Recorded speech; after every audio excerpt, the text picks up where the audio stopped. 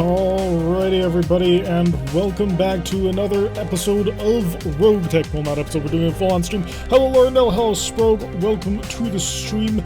Glad you could join us for this one. We're going to be having fun for at least 2 hours today. Going to have a little bit of enjoyment. Should, all things go off without too much of a hitch. We'll start the music over there, and, yeah.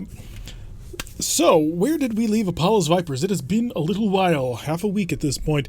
Although we weren't really intending to start the Wednesday streams until later on in the month, I did find myself a little bit of time this time, so we figured, hey, why the heck not? Let's get something going. So, most of our pilots are currently, fatigued, and most of our mechs are currently damaged. So, with all of that, the fire starter for the next 22 days, and then everything else is just a line of 3s and 2s, so that'll take us at least a week, maybe 2, in order to get everybody patched up. All the pilots will be perfectly healthy soon, I hope.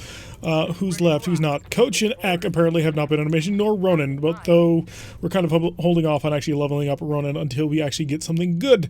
I believe at the end of last episode, we finished off on selling a whole bunch of things. Hello, Big Brick. Welcome to the stream. Glad you could join us for this one. So yeah, at the end of last episode, I believe we left off with a little bit of economy work. We sold a whole bunch of gear, and we decided that we weren't going to leave the planet because there were still a couple of missions that had recently come up, and that's why we're here. So, let's go and see what sort of contracts are actually available. I mean, we can't take any for the next couple of days, but yeah, there's enough. There's enough bottom feeder contracts that we can grab. All right, to the Argo, so that we can just go ahead on time. Tick. Tuck, and we'll just rush our way through the next couple of days. We'll purchase a greater variety of food so that we don't get the morale debuff. We can afford the 40,000 with our 2.2 million C-bills. It's quite comfortable. We do want to align with a faction sometime soon because having access to the faction shop is amazing, as we have recently found out in our normal YouTube campaign that goes up on Tuesdays, Thursdays, Saturdays, and Sundays. That, of course, being Hollow's Heroes, who are running a Tortuga start, and they recently joined the Tortugan Pirates, and the faction shop is just amazing, and I want it. Wasting 40k on food, it's important. If your morale is too low, Sprogue, your pilots can eject, so it's kind of something you want to keep under control. We've got another 2 days, longer than that, quite a while actually on the Arctic Cheetah. What did we bang that thing up with? There we go, everything's complete. Quick check on the mech bay, make sure there's no actual dented parts on that. Ooh, the Kit Fox has a broken part. Let me guess, it's a Risk launcher or something? Something minor, please. Oh, he apparently broke both of his legs. That was depressing for him, but you know what? We managed to fix it with no repercussions and took no amount of time nor any amount of days. So there's that done. So we have our initial 6 mechs: Cougar Prime, Arctic Cheetah Prime, Kit Fox, Urban Mech, the Locust 2C, and the Commando 2C. This is, of course, the Lego, named purely by Sprogue. So let's get a contract going on in here. So we can drop 6 units, but at the same time, the game does increase the difficulty. I think we grab a straight-up battle, and we start up something simple. Simple, easy. We're feeling good on cash right now, so I have no real problems with taking a salvage. So we'll go 1.5 skulls on this one, and we'll slot everybody into the group. And that should give us 2 skulls, which should be just enough firepower to actually get things done. Arclight, you can get inside the Commando, I guess. And Exodus, you can get inside the Lego, because the Lego has a gas rifle, and I want your better accuracy on it. Alright, everything's all sorted, so let's get this show on the road. So Laurendell's apparently doing very good. That's great to hear. By the way, we did move things around a little bit. As you noticed, the chat is now in the upper right-hand corner, as has been requested. Apparently it was blocking important information when it was on the upper left, but on the upper right, apparently there's nothing except the withdraw button. So that'll make life a little bit easier. And then then whatchamacallits, the little alert boxes, they come up in a different location as well. If you want to test where that alert box location comes up, hop over onto stream at twitch.tv/Tirac117 and give us a follow, and you'll be able to see the random things that sort of come up in the side. Well, it's not random, it's one, but it's pretty cool. We've also added to the message a little bit. So hope to get to play a little tomorrow. Yes, Rogue has finally joined us when playing RogueTech. He hasn't actually begun anything just yet, but he rolled up his first company. He got everything running and rolling, which is fun. He asked me for a little bit of help with a couple of the install options just because he didn't know what they were, but he has his first lance, and well, he's very disappointed that he got a hatchet man, which boggles the mind, as I would gladly trade the Shadowhawk that we have in our other campaign for his hatchet man. I kind of wish now that it was possible for two companies to meet up and exchange mechs at this point, although that could get broken really fast. Alright, 2 of 9 priority salvage, 220,000 something civils. We should be able to hopefully kill and steal some stuff on this one. Stand up fight, enemies off over there, and we are here. Interesting. Okay, so let's go figure out who's going to do what and where. So we have our normal lots of mechs, and we're going to kick some butt. I'd do that trade any day of the week. You would trade a Shadowhawk 2H for a Hatchet Man? You are crazy, sir. The Shadowhawk 2H is potentially the worst possible mech in the universe. Also, I actually wouldn't be able to trade you my Shadowhawk because it actually has a Risk 15 launcher on it, and you're not playing with Risk parts. So there's that. But no, the Hatchet Man is way better. Because the 2H has such limited hardpoints, and the pilots early on suck, and you can get, like, a Hatcheman to do 250 damage with only some minor upgrades to it. It's not the hardest thing in the world to get murderizing. RogueTech. Yes, indeed, that is RogueTech for you. Kid Fox going to continue on together. We're going to stay nice and bunched up, mainly because that's how the path is sort of leading us. We have to stay together, otherwise we will surely hang separately. Punisher, continue your little sprint on forward. Use your Arctic Cheetah to scout everything. And we have nothing. That's good. I'm a little bit concerned about this lake. How's this going to turn out? We could hang to the hills, but that would be one heck of a detour. I don't feel like waiting quite that long. It would put me on the right side of the lake, though. We'll cut off over here. It'll be our next move, is to shift across the actual lake itself. Pond, maybe? No. Once you start bringing the scale, this is actually fairly large, but like, we just have a bird's eye view of it. I'm sure I can make it work. I'm calling it now. That Hatchetman is going to be a pilot killer? No. It's absolutely not. As long as you build your pilots properly, you have to give one pilot the bulwark after melee attacks. Because if you give him the brace after melee, and you don't treat him like an idiot, you will just be able to draw fire, cause tons of damage, dodge tank, and also, to a certain extent, tank amount of damage. Hatchetman isn't amazing for that, but at least I think that one doesn't have an XL engine, because you got the base stock model. Just downloaded RogueTech and got a Hunchback 4SP, a Hunchback 1G, and 2 Panther 9s and a Locust. Nice! That's a way to begin. Hello, Invader. Welcome to the stream. Glad you could join us. Oh, and I forgot to say, hello, Norm. Welcome to the stream over on YouTube.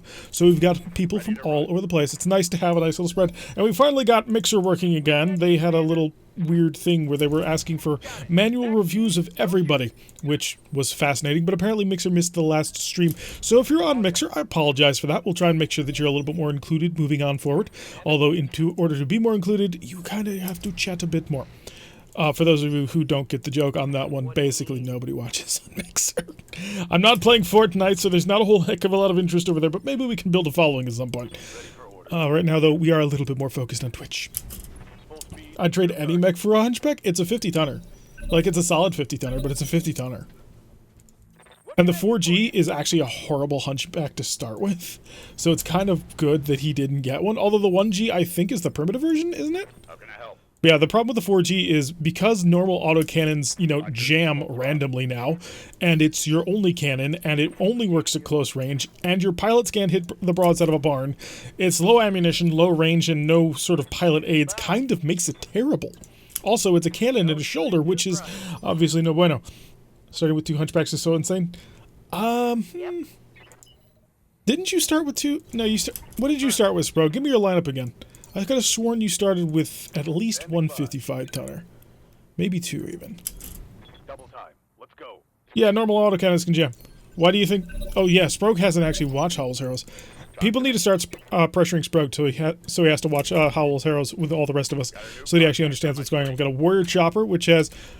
Oh, and we got a Hetzer. Guess who's gonna die first? Aim the artillery and fire. Oh, good hit. Nice job. So the artillery managed to miss, but it missed pretty gosh darn close and almost nailed the Warrior helicopter. Good work, everybody. The 1G is a primitive with the 1 heavy rifle and the 1 medium rifle. Oof, that's rough. Yeah, the Dervish. Oh, I wanted that Dervish. I really did. I like the Dervish. The only reason I like the Dervish is because I got random primitive Dervishes in my Mech HQ game, and I ended up turning them into mechs that I was actually pretty proud of. they would basically show up and annihilating. Hello, Matsumura Gaming. Welcome to the stream. Glad you could join us on this one as we chat and play a little bit of BattleTech. So the Lego is going to, again, bring up the rear because it's a little bit slow. Everybody else is going to pass it with no problem. And Apollo, who we are still desperately hunting for Viper parts, will slide up forward too. He is possibly the second slowest mech in the Lance at this moment. Thanks for the raid. We're being raided. What? Let's go check to see what's going on Twitch. Oh, thank you, Matsunoge. I didn't realize you were raiding. That actually didn't come up as an alert, but yes, thank you very much. Raiding with a party of 8. That's very cool. I really appreciate it, man. So let's get on the contact, and maybe we can actually, you know, be deserving of this raid. So everybody needs to get on forward so we can start causing lots of fireworks fairly quickly. I was recommended. Wow, by who? I'm really happy to hear that.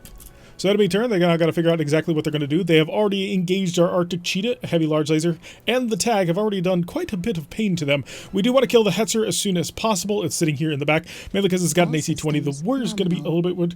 Thank you, Invader, for following. Very happy. Hopefully we will be deserving of your follow as we move forward in the future. By Invader, thank you, Invader, for recommending us out there to people. So that's always very much appreciated. We were playing this game and we were here to see someone who actually knows how to play.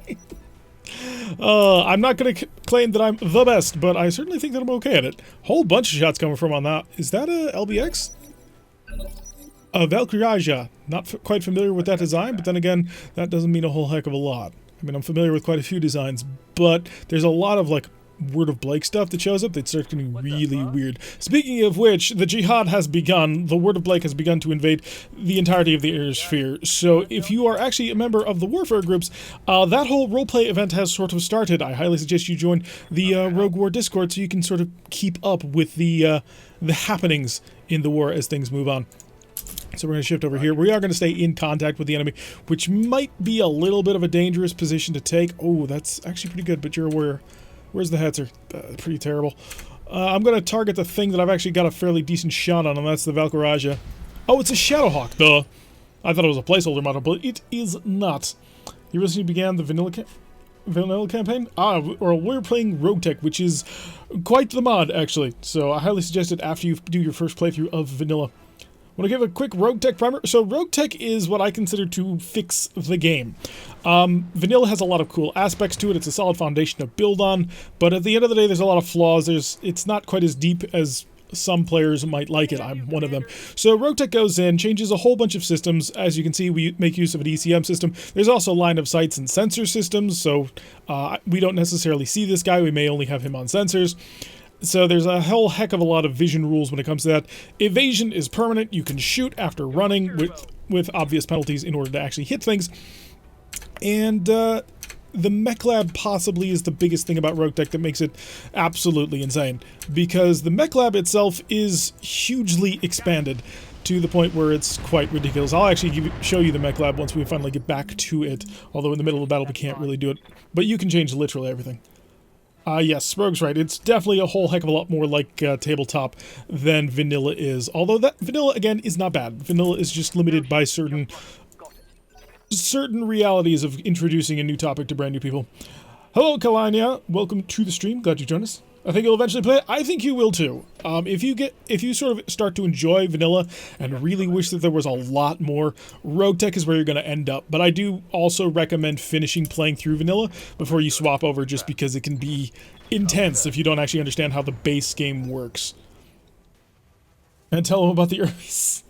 Oh, that's unfortunately, this is not the playthrough where we have all the urban mechs. So we have two playthroughs that we run. We run our stream playthrough, which is Apollo's Vipers, which is a clan start right now. We only have a single urban mech, unfortunately, and that is, where is Exodus? There you are. That is Exodus's little Lego. He's a Urban Mech 2C. We put a silver bullet Gauss rifle on it, which is kind of hilarious. But the other campaign, which we do on YouTube, is Howl's Heroes, and that has 3 urban mechs. We have the Tombo, the Usagi, and the Hachi, which are 3 different urban mechs with 3 different flavors, which frankly kick a whole heck of a lot of butt. So, very daunting when you add close to 1,000 mechs. Yeah, there's a lot of mechs, and brand new custom models too, which is a lot of fun. So it's not just the models from vanilla with a whole bunch of placeholders. They include all the MechWarrior Online mechs, and then a whole bunch of scratch-built mechs from the base. In fact, a good friend of the channel at this point, Shade, he actually does a lot of modeling for this, so which has been really, really cool to sort of watch as things go through. Oh, that'll be too good of a shot not to take. Hi, my heat is bad. Nominal. Thank you, Matsumuri. Matsumuri Gang, thank you for joining us. Very, very happy that you gave us a follow on top of the raid. Really do appreciate it. We're going to cook this sucker. Hetzer? Yeah, kill me the Hetzer. You know what, do we? No, we'll cook him only a little bit. Also, big change in RogueTech. Overheating does not damage your mech, you just have a chance of crashing. Thank you, Kalenia, for the follow. Really do appreciate it. Sproke has thrown the link up to our Discord if you kind of want to join, chat, hang out, maybe take a look at the Mech HQ game that we're playing. It's sort of an RPG-like thing. Basically, they say what pilot they want and what mech they want and a call sign, and we try and make it happen. Dreams can come true. We're at a little bit of a hiatus because I am in the process of moving, but once I'm done with that, we'll be ramping that up again. RogueTech is also constantly updating data even more. Yes, it is. It is constantly getting more exciting. Also, there's Baradul on Twitch here to watch. Yes, Baradul also does RogueTech. And Baradul, so RogueTech came out when I was still doing my storyline playthrough, and I didn't want to just abandon the storyline playthrough. And so I would just watch Baradul's vids every single day they came up, and sort of his attitude towards RogueTech really did help when I started, because it can be very difficult early on. Our very first RogueTech playthrough actually had us lose all but 3 of our mechs, and we were running 3 mech missions for quite a while. We managed to pull out of it, and it was an amazing campaign, but whew, boy, was it one interesting one. I think the Valkyraja needs even more fire, so let's give it to him. Need to run for a bit. Well, thank you for stopping by, Matsumoto Gaming, and especially thank you for the raid. I very much hope that you can check out the rest of our content, both here and on YouTube. And Terry likes the kills. None of you have died yet. Not a single one of you has died. Ginger came close, but none of you have died. Yes, Kalania, also on occasion we do put our Mecha HQ games up on here. If you go to my YouTube channel and like hunt for them, they should be around. I should collect those and do a playlist. Gladiator, thanks for the... Yes, thank you, Invader, for recommending us. Really do appreciate it. All right, what do we got? Oh, still good shots here. These guys just out in the open. I'm so surprised that we're getting such accurate shots from such range. I know we're clanners, but still. This is the only other guy I have seen clan start? Really? I would have figured the clans would be super common. Yeah, Baradul's the German guy. He is infectiously cheerful. It's really fun and great. The thing that I originally found him on was he did MechWarrior Online, and he does fantastic builds, just fun builds, and it's just enjoyable to sort of watch him play. So I normally keep up with his daily dose of MechWarrior Online. I don't follow his RogueTech channel so much just because I'm the type of player who, if I'm watching someone playing the game I'm playing, it becomes like, but you should do this. And it bugs me more than it helps. But on occasion, I'll check in on him. But I definitely do watch his MechWarrior Online stuff, sort of every morning as I'm getting ready, because he releases his daily dose pretty much around the time I wake up. Not many have the elite skills to do clan start. Well, the clan start is certainly difficult. I mean, they do give you a lot to have to work with. It can be daunting, to say the least, especially when you first log in and it's like, you owe 800,000 C-bills to the bank. Wait, what?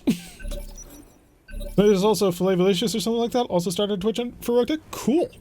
So the community is growing. A great time for it to grow too, because the compatibility patch for RogueTech just recently came out, and then the Big Lances patch just came out. We are able to field 8 mechs at this moment, which is just fantastic and a lot of fun. Although it is presenting interesting challenges for the game to actually try and keep up with. Cougar, yeah, we're ready to just absolutely flood him with fire. Keep the pain train running. Almost made him unsteady. Oh, he's got the boomstick? I thought that only the Panther had the boom. Oh, we gotta take this guy. No more shots on his left side. Everything focuses right. This guy just started declining, it seems. Yep. So, he's gonna... Hopefully he will do well. I've got your back. I was both you and bringing different strains. Really? Oh, I actually kind of want to hear, like, what we do differently. Oh, let's see. Are you actually in his side arc? Oh, you already are. Okay, lovely. We need to chill out, which means no heavy large laser is what that means. So we're going to fire the medium laser just on this side. Oh, that would be such a waste, though. No, it'll make more accuracy. We'll be able to hit other people with them, okay? And we have made him unsteady, which has helped out a little bit. So now all extra damage can really be painful to him. We'll swing on back towards the fire with which we left, and we'll chill out for a round before coming right back in. The commando, like we said, we want to go left on this guy because I want to save the boomstick if at all possible. The only way we're going to do that is if we kill him by blowing out his right side, not his left. So all weapons fire. I forgot we turned him into a Jenner, which is more than a little amusing. Jester, your locust should be able to get anywhere, just about anywhere, right there. Did a whole 120 episode clan playthrough. Wow, that's impressive. I don't think I've gotten a 120 episode Let's Play of a RogueTech campaign because we go not fast enough to get through all of it before something changes. Do I have to? I think I have to just blast him on this one, unfortunately. Yeah, we're on the front. We'll hope we don't cause too many through armor criticals on that right side. Ooh, his ammunition exploded. I didn't... Yeah, we probably did not say that. Unfortunately, I think he was storing his ammunition on the other side of the mech, and that did not work out well for him. Okay, so he's dead. What's the boomstick? The boomstick is a support class LBX-20, which fires in melee. So, yeah. It has terrible, terrible range. Like, you cannot use it outside... Well, you can just barely use it outside of melee, but... It's even worse accuracy than a normal AC-20, but it shoots in the melee. So you run up to somebody, you punch him, and then you hit him with the boomstick, which is just astonishingly powerful. Talk to me. So let's get on up here and see if we can't wipe out our buddy. What happened to the warrior? Did we kill it? I didn't think we had. Oh, I could tag him. I'm not going to, but I could. Affirmative. Always live with the knowledge that we could have called in an arrow for artillery strike on you. Never stood a chance. Alright, so he's dead. So where did... Wow. The warrior helicopter has fled all the way out to there. Yes, there are quite a few interesting melee support weapons that deal just tons and tons of damage, but that's probably the big one. Boomstick is amazing, had one from a hero melee. Yes, the obsidian skull. Oh, there's a lot of cool ones. So the only one that I was aware that actually had it for sure was that one panther. Can't remember, it's like Ripper or something? But in any event, it's the Hero Panther. It actually has a custom model too, with all sorts of crazy spikes and designs on the face, meant to look extra cool, evil, and piratey. So they did the same thing to Mr. Stabby. Rogue melee atlases can be absolutely absurd and amazing, and you should fear them. Ex Mortis, yes, thank you, that's it. And welcome to the stream, Sirius Bellevue. Glad you could join us on this one. So, Ex Mortis is, of course, the Panther that actually has it. So I had forgotten, but thank you for the reminder. 0.9% not worth it. So we're just going to hold, wait for a moment, and Jester has streaks, so Jester doesn't really care if what he can see or not. There we go, that's a line of sight. I copy. 75% anyway, wow. Kind of regret that we didn't go to the other side. Oh, that took him out anyway. Alright, that should be the entirety of the battle taken down. Sounds like sin. Close enough. It's evil. Because, oh, the melee Alice? Yeah, it's evil also. Let me put it this way. You can put mask and... I don't think... Yeah, you can put mask and a supercharger on it and have it, like, blitz halfway across the map. Before they fixed it, you could also put triple strength Myanmar structure or armor. It was a structure or armor upgrade, so it managed to get around the thing that didn't allow you to combine the two. And that just allowed you to do absurd things. We could grab all these Shadowhawk parts, and I'm really tempted to do it. Cockman Small, Pyrodicium, nah, Endo Steel. I think I have some of this already. Oh, I don't... do I have Clan Endo? That might be it. Ultralight Gyro, Stealth X, AC-20 Double. Most of this isn't all that great. I mean, the Stealth X is interesting, but I believe it's the bottom level. Yeah, oh, it's Quick Cell Stealth. Never mind, it's pretty terrible, actually. Glass is the maker of the Quick Cell stuff. He's actually on our Discord. So his stuff can be very interesting. Was that an AC-20 at the top? Yes, it was. So, 25% jam chance. Not sure I'm super interested in grabbing it. But I am kind of interested in just grabbing all the hero Shadowhawk parts. I mean, MRM2s are interesting. Do you got improved ammo for them? They do. You know what? I'm going to grab that. Because I don't really need this. But this could prove to be interesting. We got 3 of the parts, which is great. Only missed the 1. Didn't get the AC-20, but we don't want the AC-20 anyway. Got also the Pirate and the Stealth Kit. That's nice. I'm not sure what we'll do with it, but we can now turn a mech into a Stealth mech. So that's not horrible at all. That's the all Shadowhawks, save for the 2H or solid Shadowhawks. I think it's pronounced like the German Ja for Ja. Valkyria? Yeah, I'm not gonna bother. I'll just butcher it. Why is that standard ACs have a jam chance? That's the point of standard ACs. They always work. That's my argument. My argument has not been listened to quite clearly. Jaeger. Oh, Valk Jaeger? Oh, that would make sense. Yeah, that's pretty good. But yeah, standard autocannons, I personally don't think should have a jam chance. I think that only disincentivizes using a weapon that is already pretty terrible. Yes, Shade has joined us. He is on the YouTubes. Although, Shade, you could also come over to the Twitches. Oh, that's a thing. Tortuga managing to take Brighton from the Turians, and they haven't done anything else. That is unfortunate. But you know what? I can't expect them to be conquering the entire galaxy immediately. For those who are not aware, Howl's Heroes is allied with the Tortugans, so their success is our happiness. 3,000 for the next 2 days is probably the cheapest price I've ever seen as for a clan repair. Are you kidding me? Fix this. Fix what? A single day is all we have to wait. Our pilots will take longer to come back than that. Alright, so let's go check the mech bay, because I'm not sure where I stand on Shadowhawk parts in general. Mediums. Let's see what we got. Yeah, I think we don't. Yeah, it's not compatible with anything, and we don't have any. Cicadas are coming along. I mean, we've got 2 parts. Centurion also. A Raptor, not super interested, honestly. Oh, Shadowcat, not Shadowhawk. Although, honestly, I would probably build the Shadowcat instead of the Shadowhawk, because I have seen a lot of Shadowhawks in my day. I have seen considerably fewer Shadowcats, so I would be more interested in getting my hands on those. Although, quite a few mechs did not get touched at all. So we're just going to chill the day and wait and see what we can actually manage in terms of pilots. I could sort of set up an entire second group in order to handle all 6, but that would mean hiring on 3 people, and they would suck. Which may be something we may need to do anyway. So, also pretty sure the jam chance is negated pretty quickly by the piloting skill. I thought it was only negated once you got above piloting 5, and then it was like by like 2 or 3% every level up after that. So it's kind of rough. So, and it really does disincentivize early autocannon play, which is already disincentivized because lasers are better in basically every way. But hey, that's more of a balance complaint than anything else. And really, it's not a complaint, it's feedback, critique. Because I think that ballistics are way underutilized early game for, well, frankly, good reasons, because they suck early on. Let's go to the hiring hall, see if we actually want to buy anybody. If anybody's of sufficient skill, I may take them on. Oh, we got Popo. I forgot, we may want Popo. Think that setting is set by weapon? Yeah, Glass was talking about it before. Alright, so... Oh, I can't fit any more mech warriors in my barracks. We're already full. Okay, so we can't do anything about that just now. What's our ship working on? I don't think anything at the moment.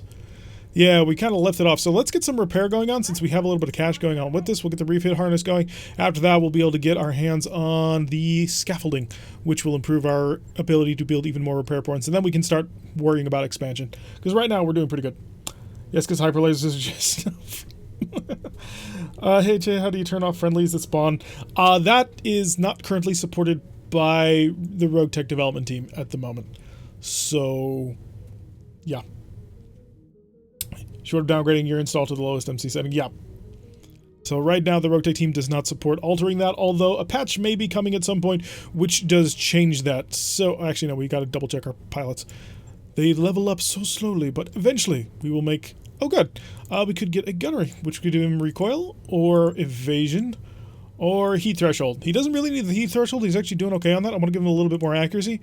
I'd like the small lasers on this boat to become just a little bit more aggressive. Arclight can grab tactics, which is always useful. Now she'll be basically their level 6 upgrades, which all give something pretty decent. And everybody... Ooh, no, you've got something. So Exodus has been driving the Urby, so Exodus is going to get a recoil penalty bonus. That'll help him fire even more accurately on follow-up turns should we need it. Jester has been running around in our little tiny commando. I don't think I need the heat threshold, but I would like the call chow bonus and the hesitation removed should I have to use that ability. Punisher is a warlord. Wait, already? What? How did that happen? I'm locking that in. Punisher is a warlord, but still. I didn't see that coming. Okay. The jump jets on all the things, I don't like doing it, but it's kind of the only thing to do. You, T-Bone, have been driving a missile mech. Could give you indirect fire penalties. Max evasion. Wait, does that give you? No, it doesn't. It just gives you increased accuracy. Your heat is no longer a problem because we give you double heat sinks. I think I'm going to give you tactics anyway, so you react sooner. That'll allow you to be more aggressive. Don't question the Punisher. Yeah, that I wasn't expecting that, but you know what? If Punisher got it, Punisher deserves it. Punisher has been a staple in every single one of our campaigns. It's kind of crazy, actually. All right, let's go see if there is another battle, because I prefer to take battles, but recoveries will do as well, because I don't like dealing with turrets. Turrets are kind of easy, evil. So, if I can avoid a turret, I will avoid a turret, if at all possible, because I hate turrets. So, take the Commando and the Lego, give me Exodus, give me Arclight, get everybody in there, and let's drop down on something else. Well, we're actually turning around a mission fairly quickly on this one. So, then look, butt will be kicked, names will be taken, and victory will be assured. Just need to make sure that we don't end up overextending, which has happened to us on occasion, and generally causes mechs like our Brigand to suddenly die spontaneously, as a mech that is solely known for its gigantic cannon punches us in the back and kills us. I will say this, all the love Irby variants because of all the lids. Ah yes, Raza. Raza went nuts with just building urban mechs, and more urban mechs. Oh god, that quote? Which quote? Was there a quote up here? I'm not sure. But yeah, Raza ended up building like 500,000 urban mechs. It's kind of ridiculous. So there is an urban mech for every occasion and every flavor. Well, it can be actually quite painful at times. Urbies are the best mechs. Well, they're 30 tonners, so they ain't bad. If Laren Commonwealth Atlas scouts you. Yeah, if we can get our hands on an Atlas, that'd be great. Our vanilla Urban Warfare campaign, because we did a special vanilla Urban Warfare campaign because it was requested. We picked up an Atlas super early because we ran into one just sort of randomly on a lower level mission, and we managed to take his head. Well, we didn't take his head. We injured him and caused him to die by pilot injuries, and we were able to get an Atlas right from nearly the beginning. It was amazing. We put AC-20 twins on that sucker, and he just waltzed through and started headshotting everything. Because vanilla, it is so very easy to abuse the crap out of the headshot system. I've got your back. The best Irby is a turret. The turret Irbies are really dangerous, actually. Like, astonishingly dangerous. Got a Clan Gauss rifle on a UAC-20 off 2 of them. Nice.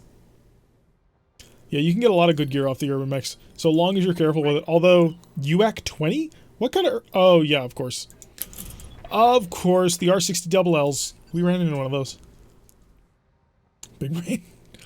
Yes, you can steal a lot of kit from urban mechs. It can be really hilarious at times. Going full throttle. So, we managed to steal our Arrow 4 tag system off an urban mech because we ran into a Risk Kirby, which was very, very well received because we were able to do a lot of stuff with it. Apollo, don't bring up the rear. We're still looking for his Viper.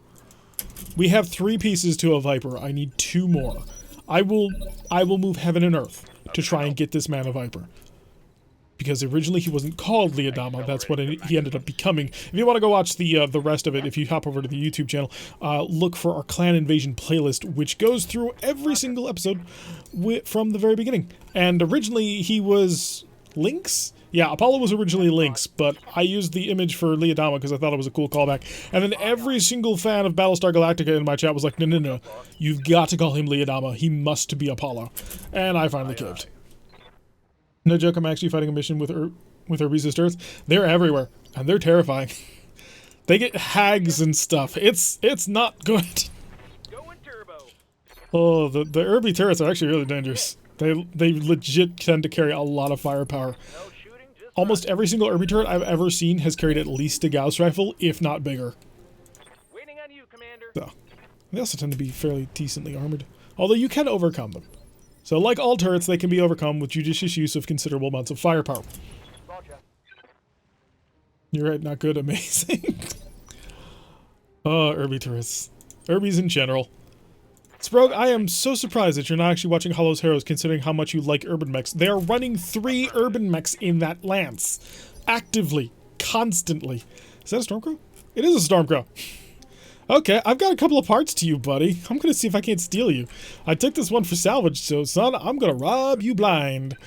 Unless there's a Viper, and I know it'll pain me very much to take a 45-ton mech over a 55-ton mech, but I have made it a goal to give Apollo his gosh darn Viper. So let's go see if we can't rob a Stormcrow. I think it might be a hero version too. And a heck of a lot of structure. Isn't there a pirate mech with a pirate mech with a mech on his shoulder? I believe that's a pirate Atlas, and yes, there is. There absolutely 100% is. I do know for a fact there is one. Chat vote sword or hatchet? Wait, what? Why are we having a chat vote about swords or hatchets? Are you modifying the Valiant? Got your back. Are you modifying the Valiant? If so, my vote is definitely sword. Swords are cooler than hatchets. Sorry, but this is just true facts and reality.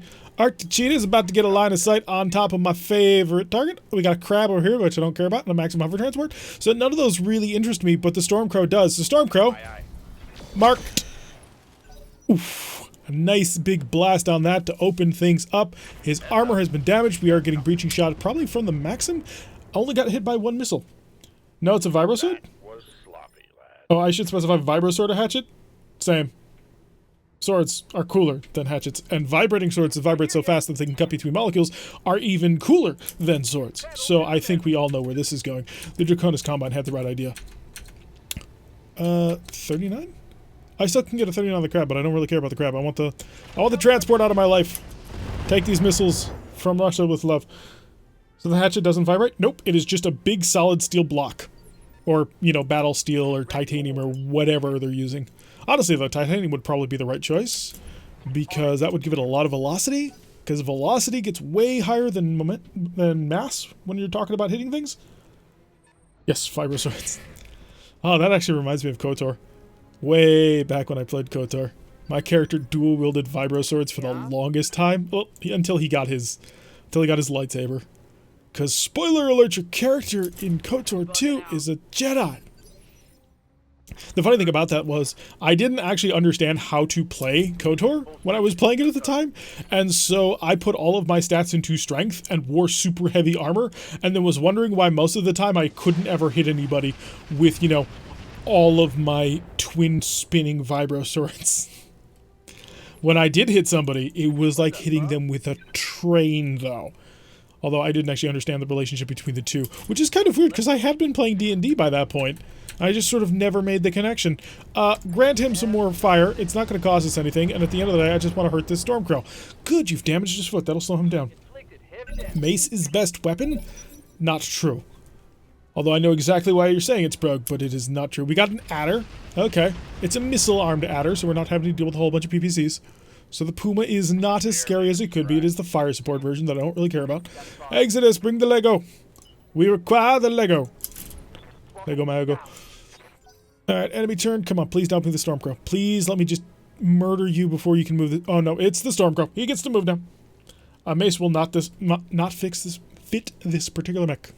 What particular mech is it? I am curious. No, come back! Don't leave!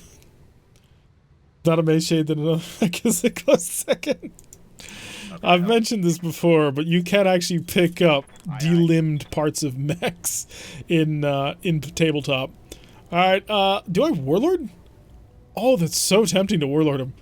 No. Oh, we still hit him, though. And look at that. Immediately unsteady. I'm loving it. He's lost his evasion, which means everybody else gets to follow up with hilarious amounts of firepower. Now, I have placed my Arctic Cheetah in super aggressive, dangerous territory. He's got an Arctic Wolf.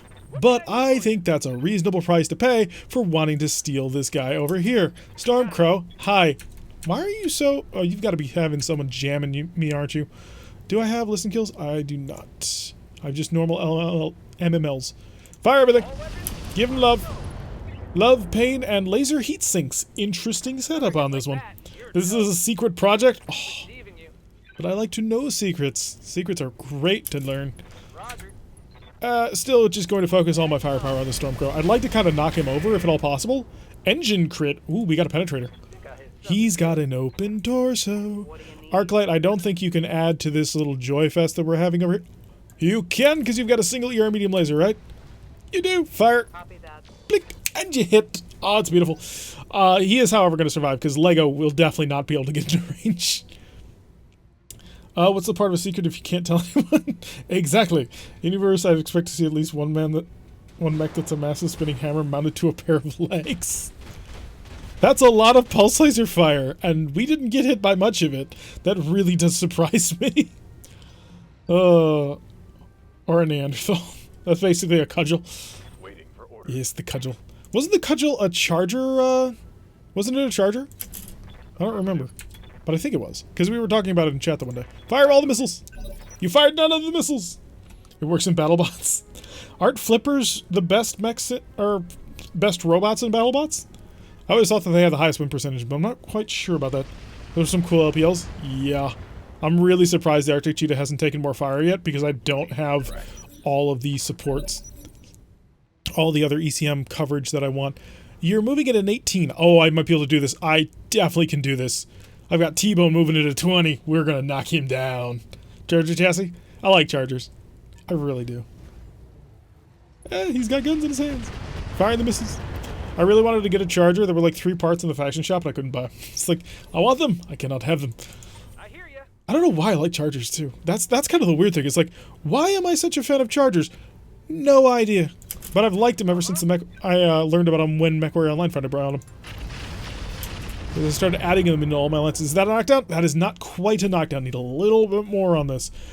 But he's moving in phase 19, which gives me phase 18, which means I can shoot at him with... Ooh, who can do it? Wait, how'd you move? You can only move in phase 18. You cheater.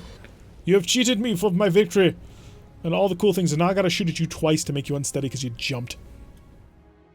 So who do I shoot to guarantee? Apollo, clearly. Because Apollo will fire 20 missiles at him, and if even one of them nicks him... Oh, he's still unsteady. Yeah, Apollo's going to shoot him. Apollo's going to knock him over. It's going to be great. So they're all sort of setting up in a firing line. And I have artillery. Kid Fox taking a little bit of damage because it is a little bit further forward. Doesn't have a whole heck of a lot of evasion going for it. But I'm about to bring all the support. Talk to me. Oh, the things like... Oh, no, it's... Oh, did I already nuke him? Oh, I must have. Apollo. Yeah, get on up here with your electronic countermeasures so we just start screwing with everybody. I want everything under control. And now, take down this Stormcrow for me, please. There we go. That was the 2 that I needed. It's a knockdown. Stormcrow's on the back. Someone say Charger. Nah, another one. I spotted an arty target. Yeah, in 2 turns, Spoke. Artillery's coming down. So just as soon as we can.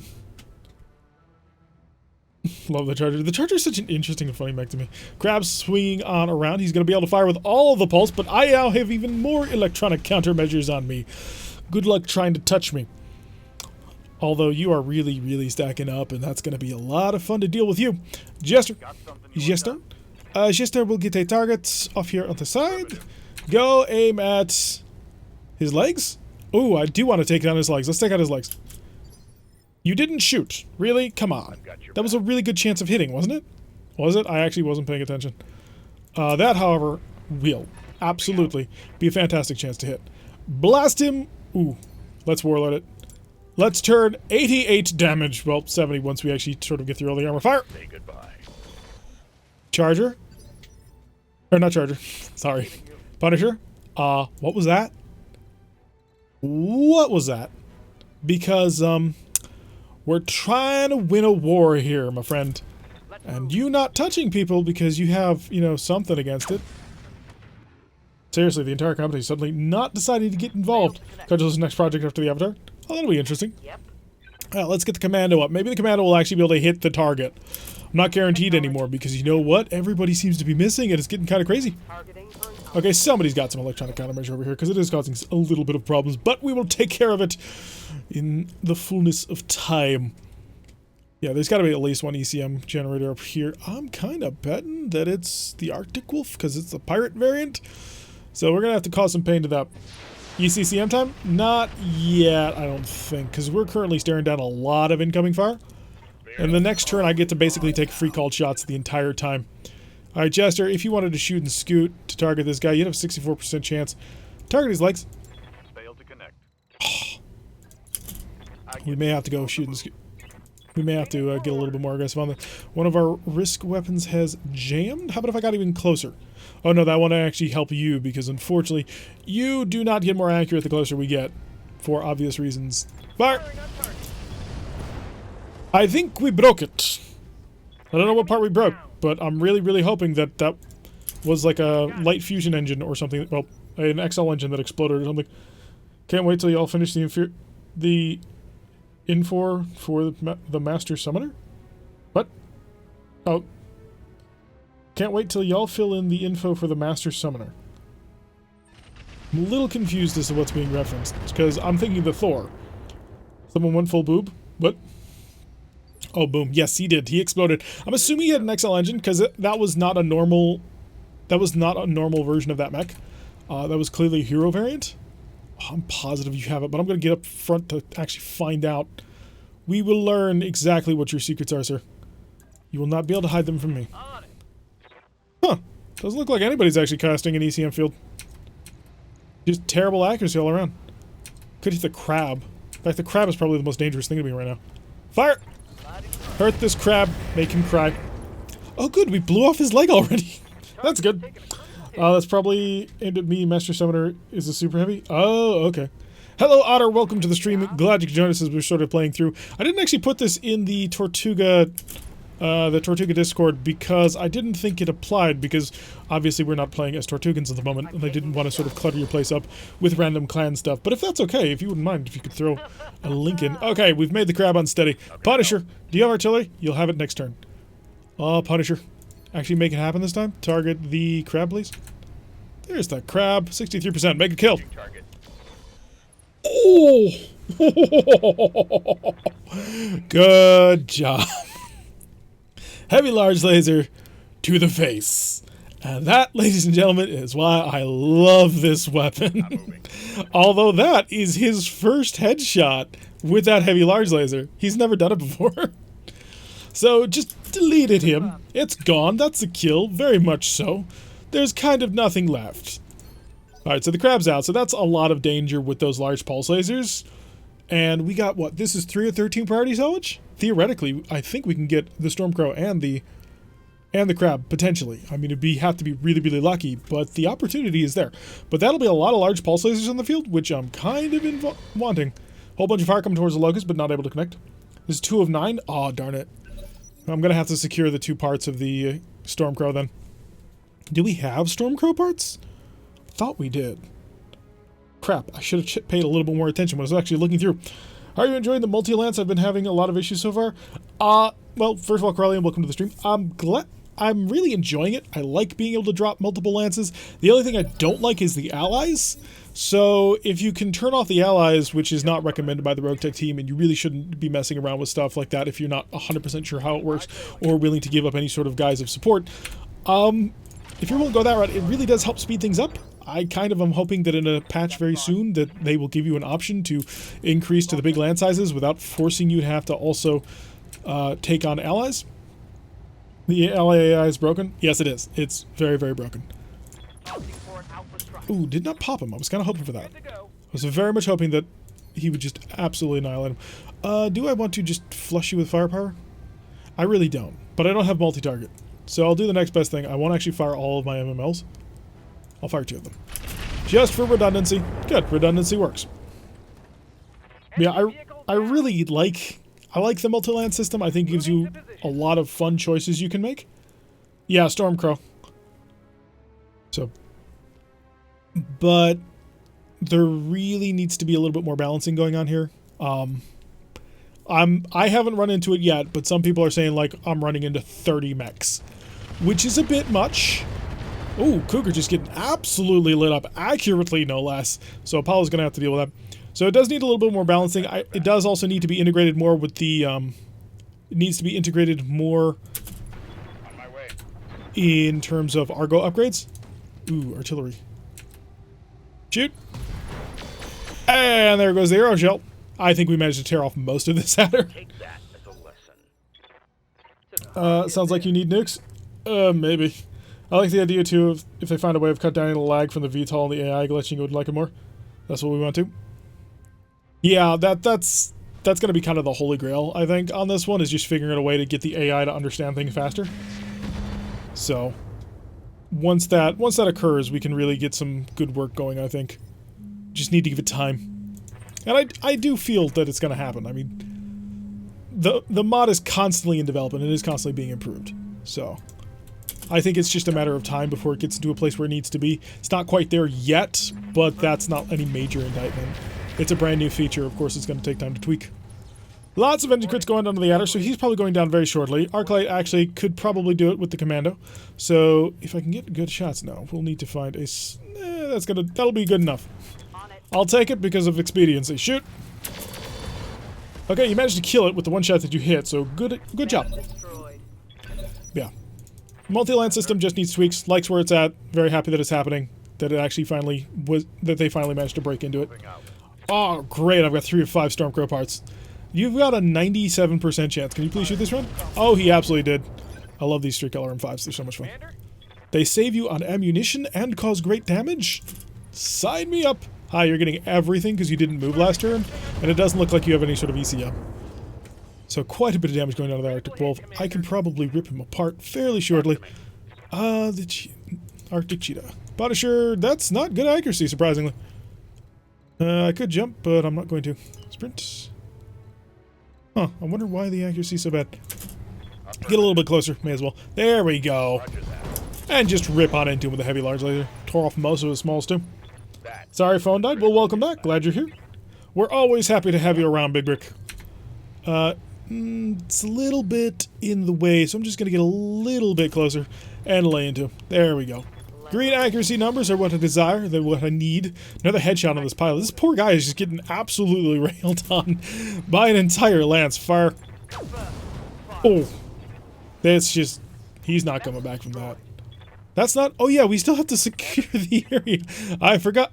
Wait, no, isn't this... This has got to be more than a 2 of 9. This is a recovery. Yes, Lego. Lego getting in there and causing all of the damage required. Just get in there and touch base. Designated area, hold to recover the VIP. I think we're all secure here, Darius. I think we're done. You can send in the dropship. Darius, where'd you go? So we're just gonna sit here, get everybody up top, up close, as soon as we can, and prepare to rock and roll with it. But yeah, the Lego works. I'm not sure how the Lego works. Well, it works because we put a big gun on it, but it works to an extent. We do have to keep an eye on that cannon, though, because, you know, when it jams, it's a 5-day repair, which is obviously not ideal. And Apollo bringing up the rear in his Cougar, which apparently, ooh, he actually got penetration on the... It did 1 point of structure damage to his leg. That's all the armor. 3 of 12? Oh, that's great. Or 3 of 13. What do I have on what? Oh, the Lego? The Lego has a silver bullet Gauss rifle, which is a Gauss rifle that can also shoot as a... like an LBX Gauss. Sort of a mini Hag. And then it can also fire scrap ammo, which allows it to suction cup up scrap metal and then fire that, which is rather hilarious. Sproke says to shield the follow, like, and Discord. So if you are on YouTube and currently watching us, maybe subscribe. If you're watching us on Twitch, very grateful to have you with us. Maybe hit the follow button. We're trying to build up our little followship when it comes to... yeah, we're grabbing both of these. I'm sorry, there's so much good stuff, but I'm grabbing both of these. We're trying to build a bit of a following on Twitch, so we would very much appreciate it if you would follow us to continue to watching. Sprague has thrown up the Discord for us if you want to join us, sort of chat about BattleTech, Starfleet Command, really anything at all, and also maybe join them, or at least watch, the Mech HQ game where you might be interested in joining. I'm going to need that. I don't need an XL engine. I have no interest in such things. XL engines get you killed. That's a rule. And it's true. The Clan ER large laser? But why would I want it when I could have a large pulse double plus with +1 accuracy? Seems like a much better choice. Because it's hot. It's like really hot, Sprague. It's 36. The large pulse laser does 3x16. It does 3 more damage and is the same heat. And it's also an inner sphere model, which is obviously not great. 4 tons. I have 4 of them, too. I don't need them. The Master Summoner is a 200-ton Thor? Who thought that was a good idea? Oh, the large laser is very short range, if I recall correctly, the HR version. Yeah, but this isn't the ER version. It's bigger? Oh, yeah, the pulse is 3 tons heavier. It's 7 tons compared to the 4 tons. But that's not the thing that's keeping me from grabbing it. I've got 4 of them. That's the thing that's keeping me from... let's see, we got a BC missile, battle computer, or modular pieces. This gives me +1 accuracy with all missile weapons. We do use them quite a bit. Is this a fire control system? Battle computer missiles. No, it doesn't look like it. Ooh, I'm tempted to grab it. Fire control system, advanced targeting computer. This, of course, gives us accuracy when it comes to offensive push, which is useful.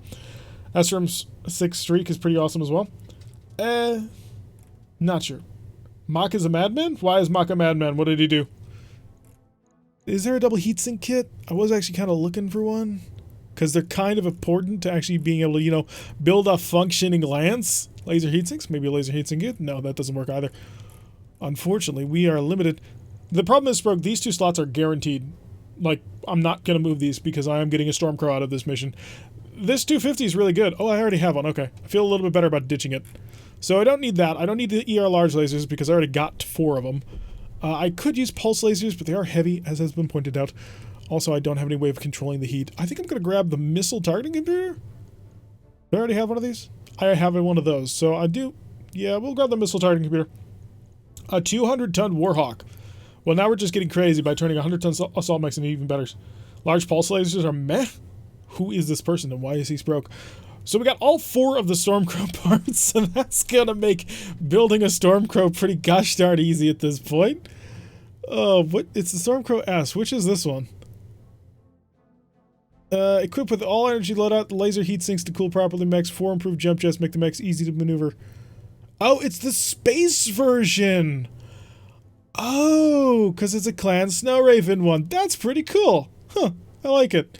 We also got an Arctic Wolf and an Adder part, Medium Raker Pulse, and we got the Clan Endo Steel, which is, and we got all of this. Oh, that's good. We got enough stuff to make sure that we can build the core of this mech. Mozilla, go home. Yes, because that's what we need. We need a giant Cattle Master. Oh, I'm kind of surprised that the Cattle Master doesn't have its own model yet. Just because of how, like, how lulzy it is and how much everyone seems to like it. They don't like it as much as Urban Mechs, but still. Raxzilla is just a monster, and avoid it and hide. We fought Raxzilla once. Once. It murdered the entire lance on its own. Like, that thing is no joke. You gotta be ready to... That's like high-tier raid boss right there. You can abuse the heck out of it using status effect stuff, but the one time we ran into Raxzilla, it just murdered everything. And we knew we were going to be fighting it too, because we were playing cagey and trying to be all special and stuff. It did not matter. Raxzilla just lit into us and annihilated the entire lance. Because the number of rotary autocannons it has, it's just like, it hits, and your mech's gone. And you can't really recover from that. It's just ridiculous amounts of damage. Lego's a single day, but I'm going to... Yeah, the Cougar's 3 days. Actually, the Cougar being only 3 days is the most surprising thing about this thing. Firestarter in 19. Bring me to the mech bay. I desire to build a mech. Now, building mechs, I often see dips in viewership, but hey, that's going to be fine. So we could build that one. We also have... Give me the medium. We also have the Stormcrow C. The Stormcrow C is armed with some of the most accurate weapons of the clan. Yeah, I'm going to go build this one, but I appreciate it. So, ready it. Add a single Stormcrow C part, and confirm. The one mech that scares us more than episode. Alrighty, so we got a Stormcrow S, which is nice. 55-ton clan mech. This is our heaviest mech now. So this is our first foray into the clan mediums of this campaign so far, which is great. Alright, show me my brand new Stormcrow S. There we go. Oh, isn't it lovely? This is the best, one of the best parts about RogueTech is the fact that it brings so many new mech models in to be included and admired. I love it. Pretty sure there's a Rack 20 in RogueTech. Yes, there is.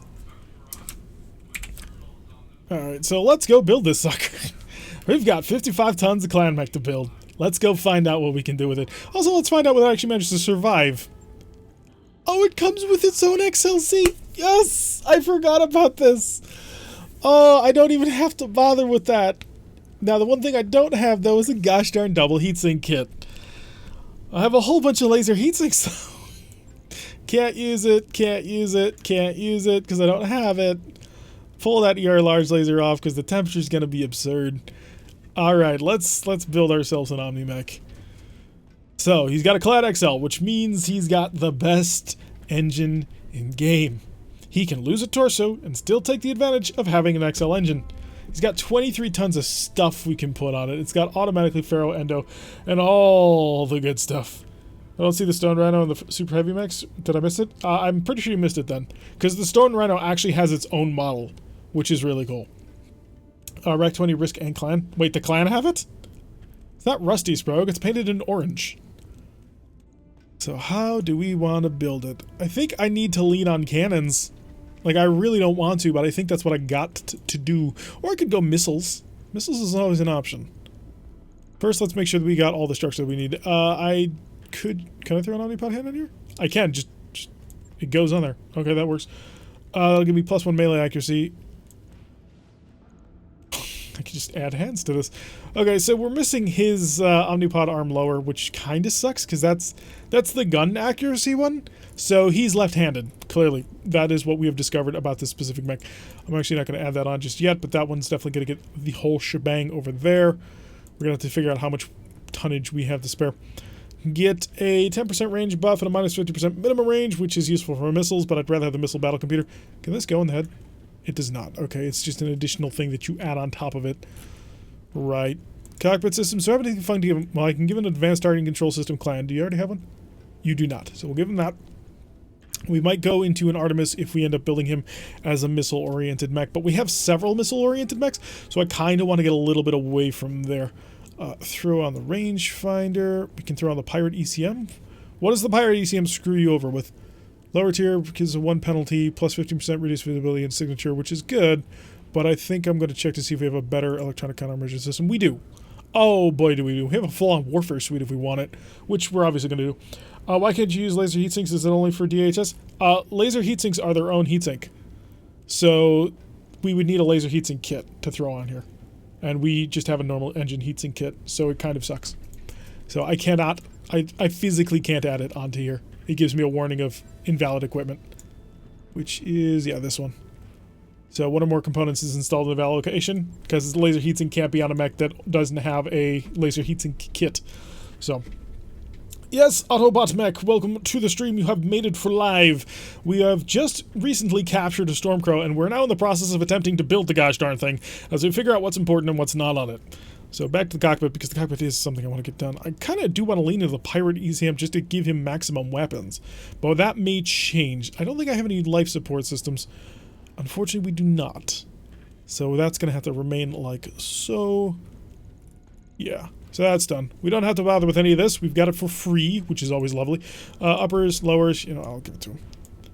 Just for the additional melee damage. Should we find ourselves in a place we don't want to be. Stealth, mask, high-speed, low track. I'm not sure. That might be mask might be an option. Because mask, we used a mech called the Hellhound, which was a 55-ton bushwhacker. And this will be similar to that. You'll be able to fill this with weapons anyway without cooking. And what you currently have. Yeah, we're going to have to go ballistic. So ballistics is definitely the direction we will be moving in. What sort of ultra autocannon ammo do I have? That's the real question. I've only got UAC 5 ammo. Huh. Do I have 2 UAC 5s? I don't.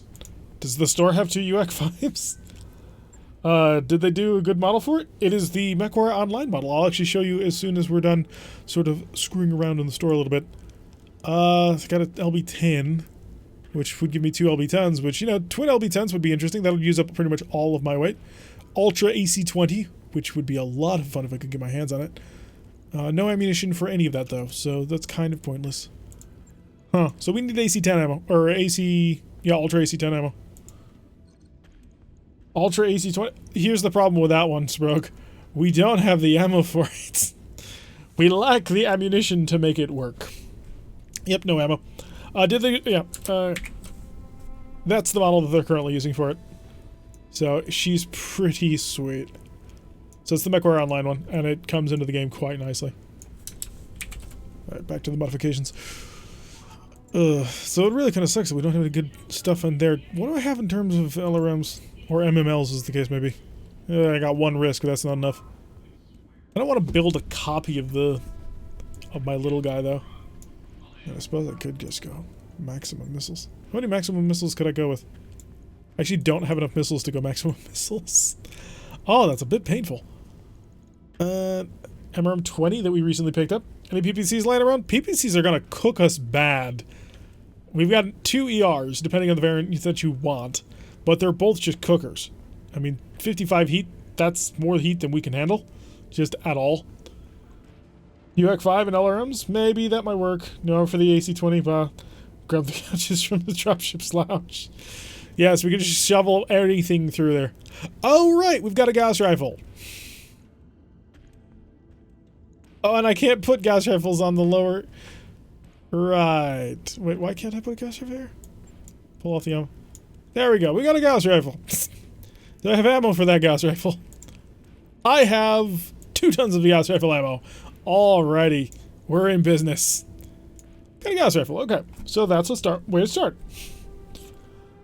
Yes, this is the way you begin. You put on Gauss rifles. I could, theoretically, do I have the ammo or the tonnage to do this? Because you're like, yeah, you're 7 tons. I could throw on an ultra autocannon on the other arm. If I was willing to pull up the hand and the lower, which I'm not at that point. But yeah, the Gauss rifle for sure. That'll be a significant amount of firepower that I would love to use. Put that hand back on there. Get that on the bottom hand in there. So Gauss rifle's fine on ammo. The other tonnage we could use could be either for an LRM 30, which is actually not all that heavy because the clan LRMs. There, and actually no, we'd put him in the arm to make him additionally accurate. And that would give us 2 tons of ammo. Which, you know, would be perfectly alright. Yeah, and at that point we'd do something like that. Put the UAC 5 in the same arm as the rifle? I could do that. I mean, that is an option. It would reduce our, let's see how that would work out. And then realistically, I think I would only need a single ton of ultra autocannon ammo. Because these are what, 25? Oh no, 15. So there'd be 7 rounds of shooting. We're very ammo dependent at this point. We have about 16 rounds of shooting. Isn't that really risky? It is. So, I mean, if we were going to do this particular build, what we would do is we'd pull this off, we'd swap this over, and I'd move these over to here. And then that would be sort of the mech when it comes to tonnage. But I'm not sure we want to do that. That's going to be 90 damage potentially. We would need a good recoil pilot. Who cares about a UAC in the first place? Well, we'd care about losing all our weapons, Sprog. That would be the problem. If we lost that arm, that would be everything off the mech. So, part of me is a little bit not super happy with it, because it's a little bit light on armor for what I prefer, but it's not terrible. We're looking at a firepower of what here? 165. It's not terrible. If I were to switch over, though, because I was able to get... Swap this out, swap this out, swap this out. LRM... 15, 15, and 2 tons of ammo. Alright, so it's 165 versus 195, but the damage splatters all over the place. Although that might not be a terrible thing. You pop them open with the Gauss rifle, and then you follow up with the LRMs. I know, I hear another streamer, BRNK, who says that all the times, Rogue, just before it all goes wrong. Would that stack recoil? Both cause... Nope, it doesn't stack for all the weapons on an arm. So if we were to do this, I would probably go fire control computer missile for the additional +1 accuracy on the Artemis. So we can do either the LRM 15 build or twin cannon build. What do you guys think? I'm going to involve the stream on this one. We're going to get y'all involved in building a mech.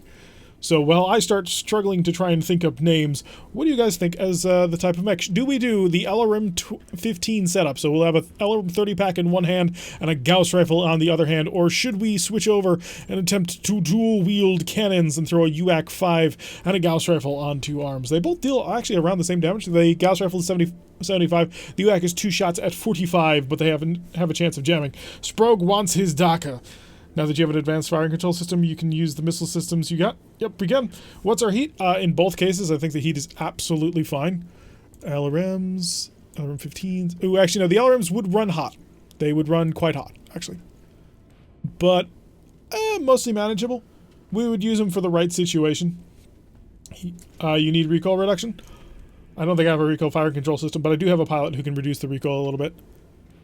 So, that would be handleable. Would you have enough ammo to run with both Gauss rifles? So the other Gauss rifle is a light Gauss rifle. So that would weigh 12 tons. And we don't have 12 tons. That would be the concern right there. We kind of can't manage that. It'd be really, really cool to be dual-wielding Gauss rifles. It's a little bit far beyond. The heat on the missile-only build is torturous. 50-something. Like 52, 56. So we would be a little bit on fire. LRM plus cannon is better versatility. Stormslinger. What's the LRMs can get shot down though? Yes, they can. I was watching an episode of 5X01, saw you were streaming. What a coincidence. Yes, what a coincidence. Welcome to the stream, Impressive Horses. Hopefully you will enjoy what we're doing. If you're watching 5X01, you're starting to get an introduction into a lot of RogueTech. I think I spent like 40 minutes just talking about what RogueTech is. Gauss-UAC, more heat optimal and immune to AMS. Maybe 1x more LRM, then some armor and heat sinks. We wouldn't need heat sinks if we had a single LRM 15, because that would actually be perfectly heat neutral. If I'm recalling my LRM 15 heat, slightly better than that actually. We would be at 29 heat. You know, not bad. We'd be heat neutral with a single one. Gauss and autocannon is big brick. I should actually be marking these down, shouldn't I? Instead of just trying to gauge the chat as it scrolls by. So we could try a hybrid build. That is always an option as well. Big brick wants a Gauss and autocannon. So Endurin also wants a Gauss and autocannon. Sprogue wants a Gauss and autocannon. Or use an MML-10. Yeah, we could throw in an MML-12. The thing with the MML-10 is it's gonna overlap pretty heavily with the LRM-15, because the LRM-15 doesn't have a minimum range anyway. So we get 5 more shots in order to try and make up for the damage at the SRM that we're not doing. So I mean, we could also try and throw in the MRM. I mean, we actually have the tonnage to make that work. It's slightly less accuracy, which is not ideal, but we're shoveling, you know, 20 shots at medium range out the door, which has a lower chance of being intercepted by AMS. More DACA, Gauss and UAC will pick up. Alrighty, so it looks like Gauss and DACA definitely has a little bit more fan going on with that one. I think I feel somewhat reasonable in saying that slightly more people have come out in favor of it. It's not going to be optimal, no doubt, but it's going to be fun.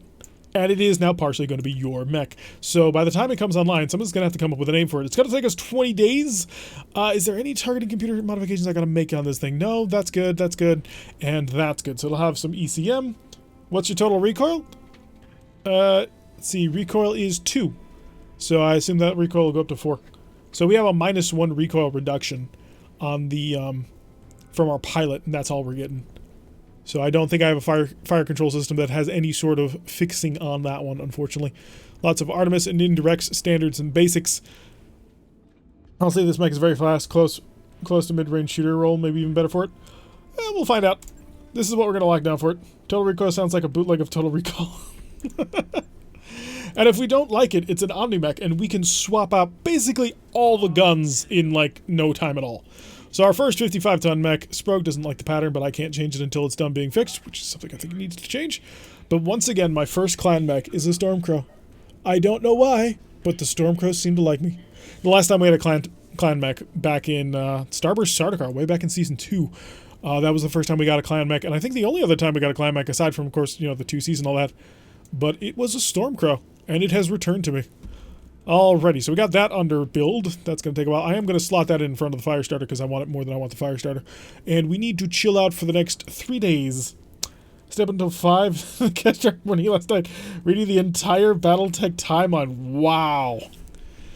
That starts. You should have watched. There's a couple of videos on YouTube that are sort of like short primer versions that sort of just go through things.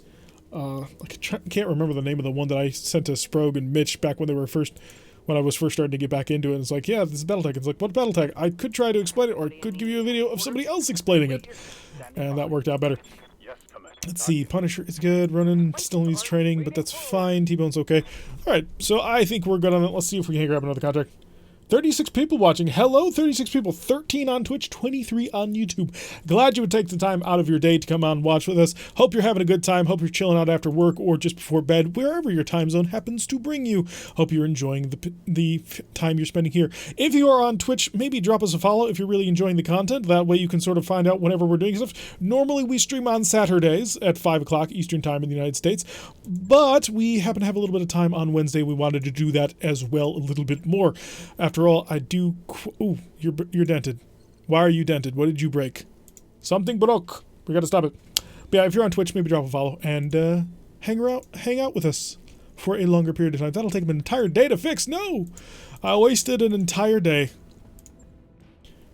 Yeah, normally we stream on Saturdays at 5 o'clock, and meeting Archangel, yes, we'll join him a drink.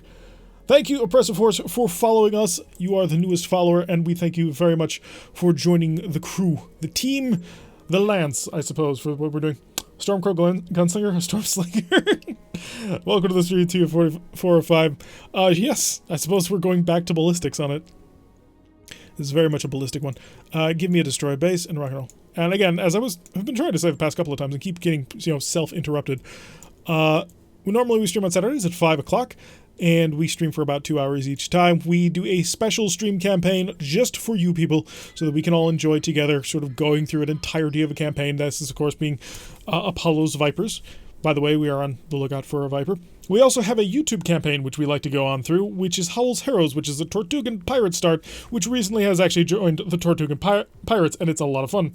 Surprise stream is a surprise. Yes, Questing Bear, it is a bit of a surprise, although if you're part of the Discord, then you would have gotten alerted to this one. And if you follow on Twitch, it should have popped up an event saying that we were going to be streaming about 6.5, 7 hours ago at this point. So maybe try that, although I think you're already a follower on that one. How about the Dock of Fire? The Guncrow, the Shellstorm. Oh, I like Shellstorm. And Sprogue there over on Twitch has dropped down the link to the Discord if you want to join us. Maybe get access to that, sort of hang out with us, just sort of be able to chat with us. Maybe check out the Mech HQ game, which we're running through. Our pilots have recently landed on the planet of Beetlejuice and have made an explosive entrance. We're on a slight hiatus as I'm in the process of moving, but as soon as that's done, we're going to be firing that back up and getting missions done as soon as we can. Yes, surprise stream like the Spanish Inquisition. If you're on YouTube, the link to that Discord is down in the description below, and you can easily gain access to that for the price of exactly $0. We're quite a small channel, and we're quite a tight family because we like that. So yeah, join us there. It gets links every single time that we put up videos everywhere. It flashes every single time we stream, and if you have any questions, you can ask anybody on the channel. They don't have to answer you, but it's there. How's your special modded version going? I tried getting my version up and running in the current patch and just gave up after the 5th time spawn with half my mech stuck in an inaccessible hill. We're not really running a special modded version. I only changed one small thing just to remove allies, but other than that, it's basically the normal version, and I've been enjoying it a lot. I mean, I enjoy being able to drop 2 full lances. Well, I haven't been able to get a second full lance, but I've been enjoying dropping larger lances. I think it's something that the game definitely can use. The AI struggles with it a bit, which is one of the reasons why, Allied AI is pretty terrible. But it'll work on it. So yeah, mission control is of course accessible to anybody who wants to download RogueTech. And if you've never played RogueTech before, I highly suggest you do. It's a lot of fun. The difficulty curve might be a bit much, but you know what? It's a lot of fun once you start climbing that curve. And yes, just want to mention that, because Otter's kind of pointed it out, and it's very important. Mission control, still very much work in progress. There are bugs, obviously, but that is being fixed. Bugs like this. It was an ambush. Very much an ambush. Oh, wow. Talk about a start here. Oh, boy. We spawned in the base. Oh. Okay. Yeah, small bugs. Some placements. So we're here, and everybody's got spawn protection. Including us, I think. Yeah. Oh boy. Do we have spawn protection on first round, or is that purely an AI only thing? It's not a bug. I don't know if it's working properly, but still, man.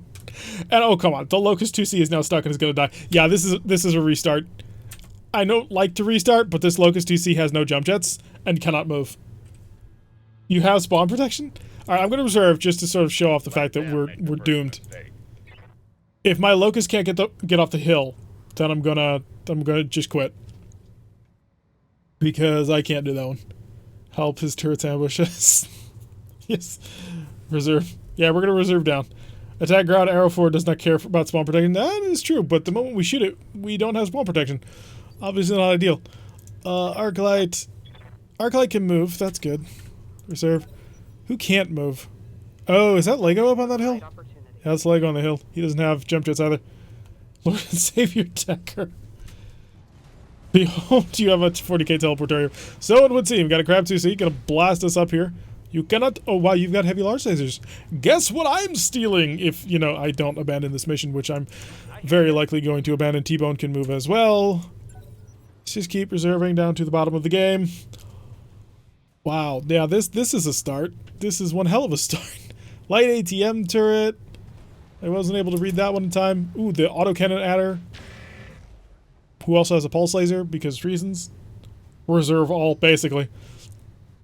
We're going to reserve all the way to the bottom. And then we'll let them do whatever it is they want to do. They're not going to move a whole heck of a lot. And then I can basically shoot everybody. I might actually be able to fight my way out of this. You know what, that's what I'm going to do. I know it's a bit save scummy, but I'm going to see if I can't fight my way out of this. The Locust TC, if that's stuck down, that's going to be rough. We're going to have to really hold on using basically just DCM. He's stuck. He is very stuck. Reserve. Keep going to the bottom. We gotta let those turrets. Hello, Adam. Welcome to the stream. Glad you could join us. Prowler multi-terrain vehicle. Firing everything he's got. Not able to connect. Our commando's back is actually towards him. So that's great. So not gonna be chatsy here. But here to support. Yeah. Can I melee them? I can, but melee is terrible. We do not have good melee mechs. Okay, Jester, can you move? Jester can't move either. Okay. Okay. We gotta reserve down to the turrets. Let's not forget the turrets. All the way to the bottom. Pray for friendly fire. It could happen. I'm going to lay down an artillery strike in very specific spots. Streak LRM turret, not able to connect, which is good. But yeah, we're gonna save scum this just a little bit. Like, we're gonna see what we can do just to see what we can do. But if we start to die, we are going to restart the mission. I don't like doing that normally, but I don't feel too bad about it doing it this time, because this is kind of not intended. Is Battletech worth the price tag? Battletech offers a very interesting experience that I think is very positive. I enjoyed it quite a bit. I think with RogueTech, absolutely. And playing through vanilla is definitely going to get you prepared for RogueTech. So if you've been watching RogueTech and you're like, hey, this looks interesting, I want to play it, then absolutely. If you've been watching RogueTech and it's like, hey, I wouldn't want to touch that, then maybe not. And as Otter's pointed out, it's only $9.99 right now. That's on the Humble Bundle, right, Otter? So, Jester can't move, which is obviously not ideal. So, Jester, who can you shoot? I mean, we could just destroy the base. We can't escape, though. That's the problem. The ATM turret has 2 missile turrets. Ooh, low on armor and health. Prowler, not scared of. Who else can I see from up here? I could theoretically shoot at the crab and the Jenner. The crab has heavy large lasers, which is probably the most dangerous thing on the field right now. But probably not for long. T-Bone, what's your range? Not terrible, actually. He's got a shot on the crab cheesy. Oh, we're a bit too close, aren't we? I assume we're too close. Yeah, that's gotta be the problem. Because the crab 2C didn't shoot. If I were to simply just aim shooting... Where are you? Oh, there you are. Yeah, the crab is... He's just a bit too close. So we are right on weapon range, so I'm gonna hold still. I'm gonna blitz this Jenner and move on. Oh, I was so hoping to just murder him. I was really hoping to just kill him in the one shot. That's 35 quid here. I think it's on the Humble Bundle. So, at least I think that's where people got it. So, I've owned it since, you know, it came out, but that's just because I'm a little bit of a fan of Battletech. Just a little bit. I do have a good shot on the crab. I kind of want to kill the Jenner because it's there and it's vulnerable. And side torso's facing me and it... Oh, kill it! There goes an ammunition explosion, unfortunately contained. So, and also took out his torso and his leg. So, he's got very little. Not the DLCs. You don't need the DLC 6-volt Samurai. If you want to have the DLCs, you can, but RogueTech doesn't require them. So you just select in the launcher whether or not you have them. And the only thing you miss out if you don't have the DLCs is you don't get a crab, you don't get the Cyclops, you don't get the Javelin, and you don't get the Raven. And I think there's one more that I'm missing, but I'm not sure. Yeah, you'll only miss out on a couple of mechs. And so, it's not a huge loss. And in exchange, you get literally hundreds of mechs. Like, both with independent models and, like, different variants. So again, it's not the hugest loss ever. Alright, Apollo, I need to get you down this mountain, don't I? Can you get down this? I don't think you can. You can jump down the mountain. Is that how you're getting down this mountain? Yes, that is how it appears you will eventually get down this mountain. You have a target on him that you can blitz. I need to get close enough to use my small lasers. Said nobody, almost never. Oh yeah, and the hatchet man. Duh, sorry. It's a one-time thing. Yep. And the mission types and the no, I think you do get the flashpoints. I know that much. Unless you have it set up to autoplay. Alright, let's... Yeah, I don't think I've got a great shot on the target I want. I'm kind of surprised he's so hard to hit. Oh, somebody's providing ECM cover to him. Right, it's him in the back. Yeah, that guy. Go back. There you are. The Zephyr medium tank. He's providing ECM coverage, which is obviously less than ideal. Can I pop you? You have potentially 250. I am on your side. Nah, I think I'm going to focus on wiping this guy out. We'll deal with the Zephyr later. There we go. Jenner's out. So now we got to deal with this crab. Enemy down. So I can subscribe, then immediately cancel the sub? Wait, what? If you're talking about Humble Bundle, I know literally nothing about it, so. I've got your back. Alright. The Arctic Cheetah can now get on here, and the Arctic Cheetah has quite a bit of firepower rolled up into its little form. Which, apparently, if I move that far, I can't shoot people that I want to shoot and destroy. There we go. So, good accurate shots. Also good accurate shots. Oh, you do have multi-target. Okay. Okay. That makes life a lot safer. Shift over on here. We're going to multi-target. You're getting most of it. And you're getting some more. Come on. There you go. Don't be shy. Okay, maybe you should have been shy. Everything into the side of him. Structure exposed. Target acquired. Makes everybody else's life a little bit easier. Although we've gone through half the lines. And then we nuked it. Well, we arrowed it. Good enough. Good jobs have been dealt. But I'm on money. I wonder if there are any mods. If any mods are down for the looks of the original Unseen Mechs, aka... for the original... No, but there are the MechWarrior Online versions of them. So, if you're a fan of the MechWarrior Online remake versions of them, then yes, those are available in-game. But if you're looking for, like, based off of tabletop original designs, then you will be somewhat disappointed. Not hugely, but they're there. Hit what? Oh yeah, the artillery. It did an excellent job. Do I try and go for that? I mean, I could... It's a good shot. Let's cluster it, see if I can't get a crit. Edge a crit. Okay, so we did get the crit, and we made him super unstable, so he's going to be on the ground. Running out of mechs, though.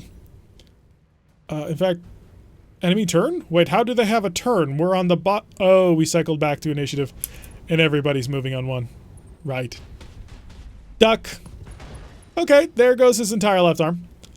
This is only an imaginary scenario. We're not actually doing this. Just didn't attack and defend a mission. It's hard. Yes. Yes, it is.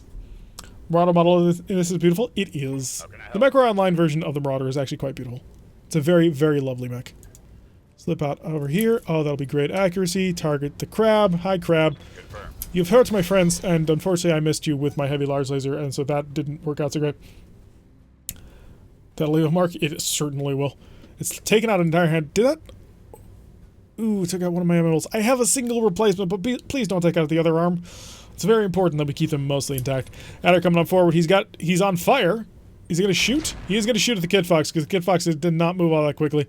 We had to shoot at the Jenner. It couldn't be helped. Although, if you keep shooting at the Kid Fox, that's kind of okay. I mean, I don't want you to, obviously, but he can tank the damage a little bit better than the Locust can up here. Martyrs Bay. Oh, Arctic Cheetah getting nailed. His electronic countermeasures not helping him enough. This could be a bit of a problem. Because his structure is now exposed, right? A whole bunch of fire coming in from the little ECM tank over here. So we're only a little bit concerned about it. And by a little, I mean we're quite a bit concerned by this. Actually, this is not good. By the way, if you're enjoying this imaginary scenario right now that we're going to be resetting if we start to lose because of the way that we spawned inside of mountains, basically, maybe press the follow button on Twitch, or if you're over on YouTube, maybe press subscribe for a lot more content just like this that I think you might enjoy. Do I actually have a shot on that crab? Because I think the accuracy may not be the best. Do I have a shot on him at all? 27%. No, not really. Systems nominal. Thank you, Elite Trooper 32, for following us on Twitch. Your follow is very much appreciated, and I hope that you stay and enjoy your time here, and we can all enjoy playing RogueTech together. Sexual attack and defense can be rough, but a lot of that is horrible. Units don't tend to help. I think it's just the time period. Like, the mission does not end. It just goes on and on and on until eventually you give up. Well, actually, no. Oh, shoot, no. Oh, God, it flipped at the last second. At least it's not a universe that we're actually keeping. Whoops. Everybody else, well, I've got 2 mechs moving on one. This is not going to be great. I wonder if any mods are being done to make Unseen looks like the old artwork. Okay, the Locust is now just absolutely eating it, which I'm surprised it actually has it. I need Arrow 4. Yes, Arrow 4 is very important. How's it going? It's not going as well as I'd like, but it's going. Sure, you can, actually, can you jump down this hill yet? No, you just don't have the jump jet power to do that. You are a terrible, terrible pilot. Has anybody told you that? That's not true. He tries. He tries his best. But it's probably not going to be enough. If I were to shoot here, I don't have an actual direct line of sight on you, which is obviously not ideal. So we're going to have to just stick here, just continue to take suboptimal shots at this crab. Please die. Please just explode. I mean, I've been focusing on that side to hopefully maybe get something done. Swing over here, which maybe I shouldn't have done because now I'm not covering the Kit Fox. Yep. Yep, that was a headshot right there. So Exodus no longer exists. The Locust 2C obviously can't move also, which is the other reason why we're not doing this. Just restart. I just wanted to see how far I could fight my way through it. That's really the only reason we're still hanging around here. But yeah. Yeah, it's a lost cause at this point. So, let's go menu. Restart the mission. Confirm. Okay. So now to the real world. Yeah, let's restart them. I think I just bought 3 months of games. Congratulations, Horse. You have a lot of games now. Apparently, if you try and activate too many on Steam at the same time, Steam will politely ask you to stop. Currently, there's 3 people actively making and importing models. Of which, by the way, Shade is one. So Shade has designed several amazing mechs. One of which is the Valiant, which is an awesome little 30-tonner with a vibro axe. So yeah, it's a lot of fun. Shade, what are you currently working on right now? Are you willing to talk to anybody about it, or not really? Same scummer. No. Now that is one of the downsides of the current version of Mission Control, which I assume they're working on to try and fix. On occasion, you happen to spawn in places that you can't move. I don't mind spawning inside the enemy base, because, you know, that would kind of be representative of we literally dropped out of the Leopard as we were flying over. Pretty cool. I do mind, though, if I get stuck on terrain and I can't move. That's the only problem I've gotten.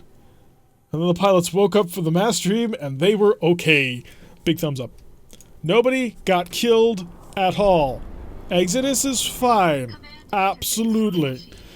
Alright, I think this was actually a good spawn. Still fairly close. Did one of our friendlies spawn over there? Why do I... Somebody got separated from the group? What? The commando. Going on a commando mission. He's in for it. Oh, God. Oh, Arclight's Commando TC fell off target. Oh, first turn lost 2 buildings. That sucks. I'm putting the final touches on the Avatar. Yes. Oh, the Avatar is one of my favorite Inner Audio mechs. It's just such a cool mech. I don't solely work for RogueTech, bro. Don't put that juju on me. Oh, just this Rambo Commando. Yes, indeed. That is harsh. I don't like it. That's not good. You know what? We are going to reserve to the bottom, because that way everybody will shoot. They'll waste their fire on the commando, and I might be able to run the commando away, and I will get to avoid their spawn protection. Back into the mod mines you go. Saving Private Commando. We're going to try. Oh, but there's a lot of crabs right now. And a cougar. And a Nova. Which, if I'm not mistaken, is a Nova? Yeah, it is. Okay. Would you take a mech if in return you had to amputate both your legs from above the knee? What?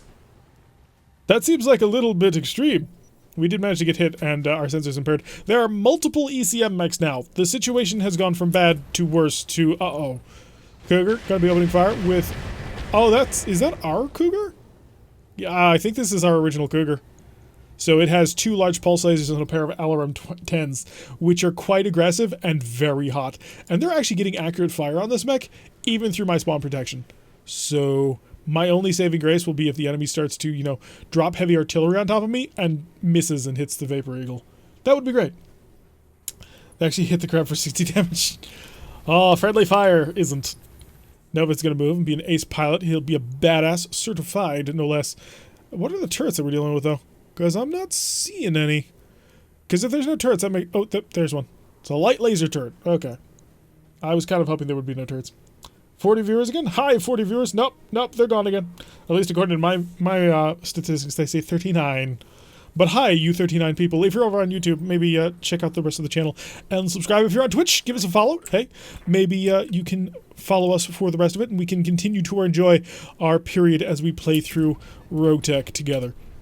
Normally we stream on Saturdays, but today, well, we intend to actually start streaming on Wednesdays at some point, but we weren't planning it so soon. But hey, we're here, so let's enjoy. Spawn points are auto-generated and randomized, so math calc these spawn points. Math don't care. Then math needs to get some new variables into it that helps prevent this sort of thing. Because math may not care, but gameplay definitely does. Spawn zones need to be bracketed a little bit better. Although, you know, dropping him wherever there is interesting. Although if an entire lance had dropped over there, that wouldn't be as horrible. I mean, having the entire lance on top of things. We could be just fine, actually. Alright, T-Bone, with your many LRMs. Totally not missing an arm this time. Let's see if I can't get... Oh, wait, what are you? Ooh, I didn't even notice the Falcon. Maybe because Falcons are terrible. I mean, they're not horrible, but they're not exactly... They're not a mech that I would be super excited and eager to, you know, use. I could nuke the Falcon, basically right now, because I have 30 LRMs. But I feel that might be a bit unsporting. Let's go kill the Streak LRM turret, that's a little bit more dangerous. Structure exposed on the command bunker. Oh yeah, command bunkers also have artillery. What have you missed, Ashley? Well, you've missed, almost nothing, actually. We took a little bit of a trip down Fantasy Lane because we basically spawned inside mountains and decided that we weren't going to do that. And so we moved on. I think C said that he has at least a dozen checks to prevent this kind of thing. Some of them are not working. That's all I'm going to say to that. Okay, good hit, engine crit. Should have fired it on cluster mode, but you know what? I was really kind of hoping that I would only need the one shot. Cluster mode would have practically guaranteed it died. Arclight, you're not moving yet. We're going to wait. Oh yeah, we've started to build a Stormcrow. It's going to be 18 days at this point. Kid Fox taking a couple of shots. Luckily for us, not actually managing connecting. Howl pushed the commando out. Howl is not here right now. It is Apollo and his Vipers. Rush forward, Apollo. Be the hero that everybody needs you to be. Yeah, continue to fire at this turret. Make it die, please. Hey, we got it. Okay, so we don't have to worry about the command bunker artillery. So that's been taken care of. Punisher, if you would like to sort of get up here, Punisher, so that you can start lobbing heavy large laser shots into everything, we'd much appreciate that. Lots of ECM protection going on as well. That's a building, that's a Vapor Eagle. I could just knock out the medium building. I mean, we've only got to take out, what, 3? Yeah, 3. Or I can start taking pot shots at random people. Let's take pot shots at random people. Artillery, good effect on target. You'll have to rewatch the start of the channel. Yep, the VOD will go up sometime after it gets finished encoding into YouTube. So good artillery, good effect on target. Has everybody moved? Yeah, we're in phase 8. It's time to get running. The question is, which direction? We can run into the middle of the base and get shot at a lot, or run away from the base and get shot at a lot. These are the difficult choices that we have. God, I'm really wishing that I had, like, mask or something on you. But there are no active components. But then there's a chance to heckle Derek. Can I get behind anything? That'll get me behind a couple of things. You're gonna get shot in the back regardless, but I'm gonna see if I can't lead him a bit on a wild goose chase. Try not to die, little commando. Arclight, try to survive. Like, it's gonna get bad. And you're just gonna have to muscle up and just not die. Wait, that's my battle. Does RogueTech need any of the DLC? It does not. So if you have it, great. You get access to several mechs. But if not, then you don't need any of it. You just make sure that you don't select those options on the installer, and you're great to go. Okay, do we kill the Falcon? I think we do, because, you know, we're right here, and he's there, and... Oh, come on, the shot is so easy. Fire! Should have watched your positioning better. Ooh, just right in the back, and there goes his entire left side of the mech. The pilot is not feeling happy. He is unsettled, which, you know, makes a lot of sense. That was done. What What was that dagger that was big? That would be probably a shredder turret over there. Crab coming on towards to sort of reinforce. Oh, he may have destroyed my right leg. So, the commando might be about to die. I think Arclight needs to bail. Assuming, of course, Arclight comes up in time before everybody kills her, which I'm gonna be honest, is not looking all that likely.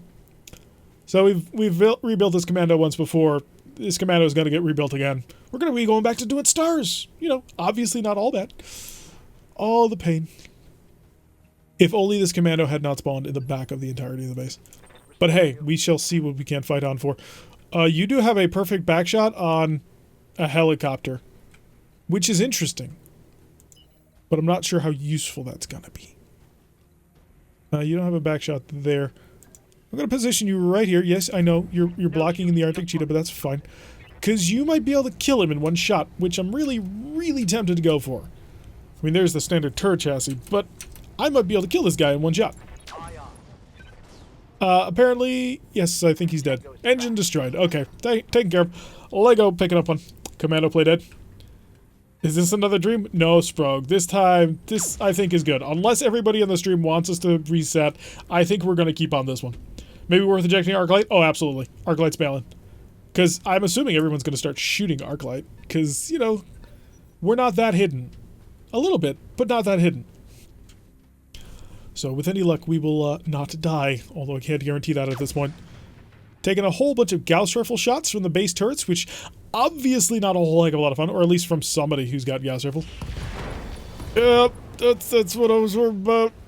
Please don't die. You've got to survive everybody else. There's no way you survive. Okay, well, if they drill properly, then they won't actually kill Arclight. If they are mean, then they could absolutely kill Arclight.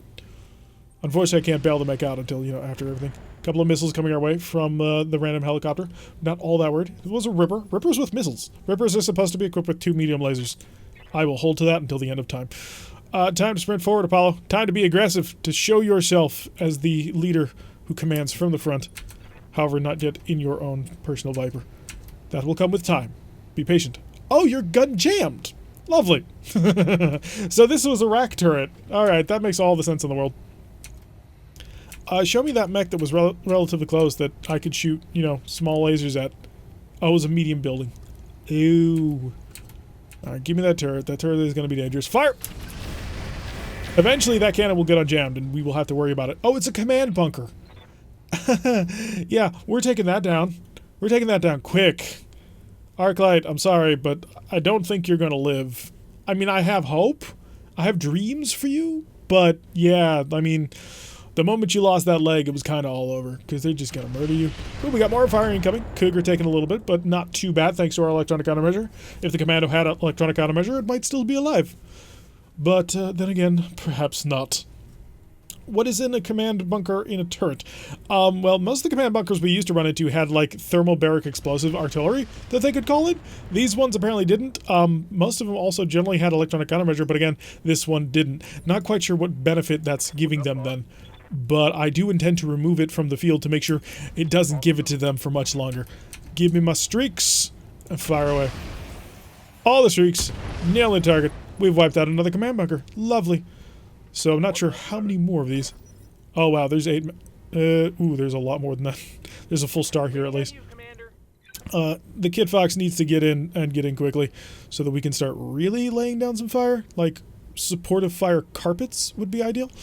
Can I slip a little bit back? Not if, well, I can't get a direct line of sight, which I think is going to be a little bit better. Slip on over here.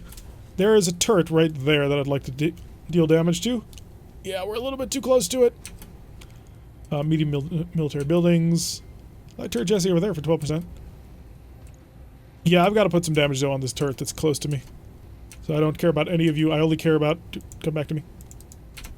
You. Fire! We might be a little bit close, and it's an obstructed shot. What is in the... Oh yeah, we do have tandem SRMs in this mech. Well, that sucks.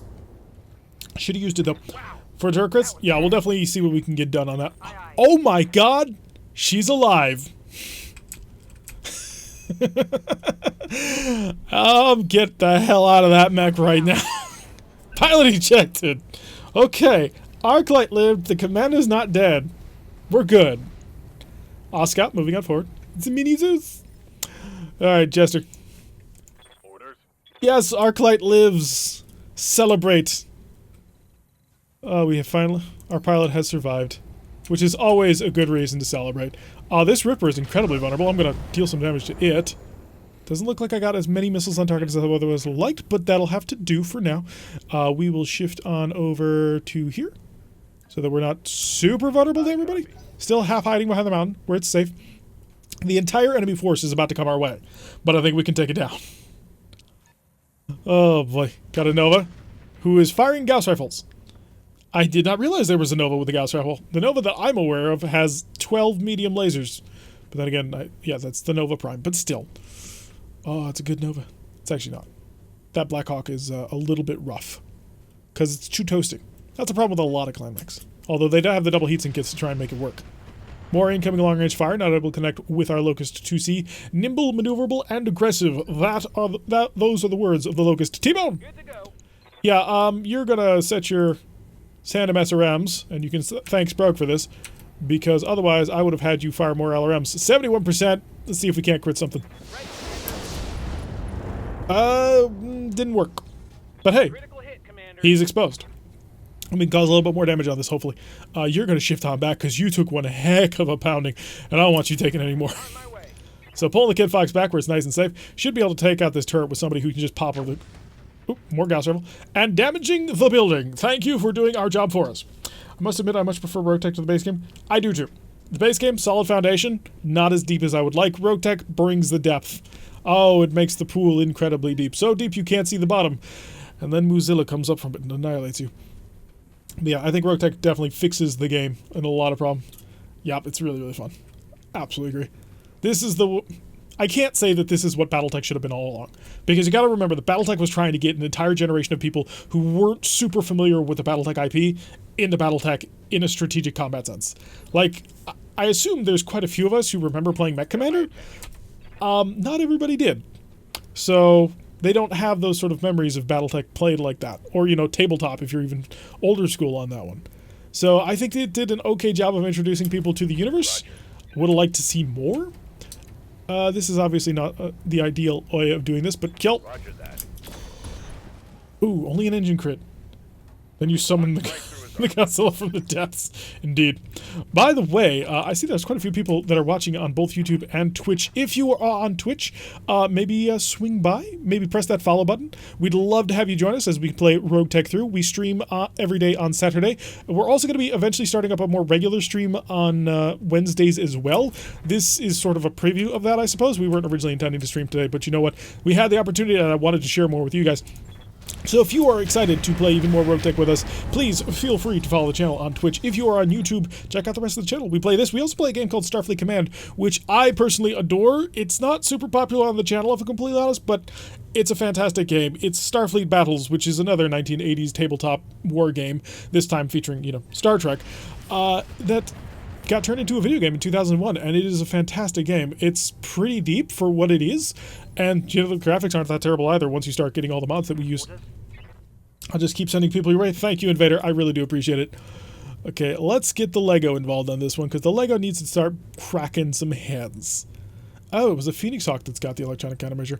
Have we dealt with all the turrets? I feel we have. Do I want to put Lego that in danger? The number of concentric circles that I'm seeing makes me say, absolutely rock and roll. My only concern is blocking the path, which he would. So we'll pull back out here so he's not being jammed. 33% accuracy, 24. Can I get any good shots here? Oh, there is still a light turret chassis over there. I mean, I could go shoot him. Exodus, do you just have... You don't. But let's... Or him. I didn't even notice the Off-Scout for a moment there. Although I suppose that's the best thing that an Off-Scout can hear said about them. I didn't even notice you were there.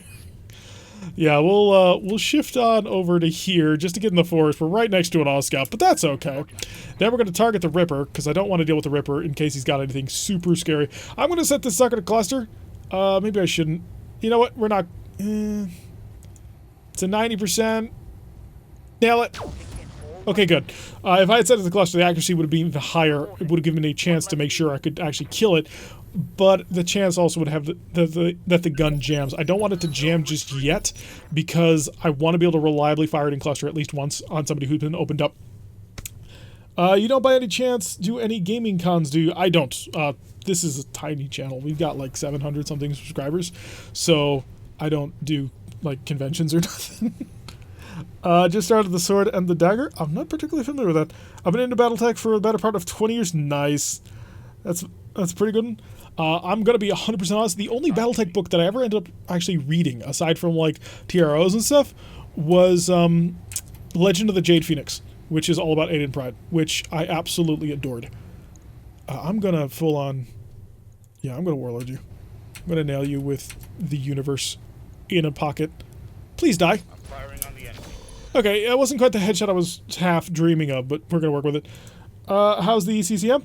We're not going to use it just yet, Hayden. Roger that. By the way, welcome to the stream. Glad you joined us. Don't want to use it just yet because I'm a little bit worried about sort of what's coming. I want to have more control over what's going on than when that happens. Mount who? More incoming PPC fire and a couple of other shots. They do hold the heights above me, which is a little bit concerning, but I think I've got the better firepower. So, with any luck. Cut my teeth in 3rd edition, still have the plastic Phoenix stock and the Battlemaster from it.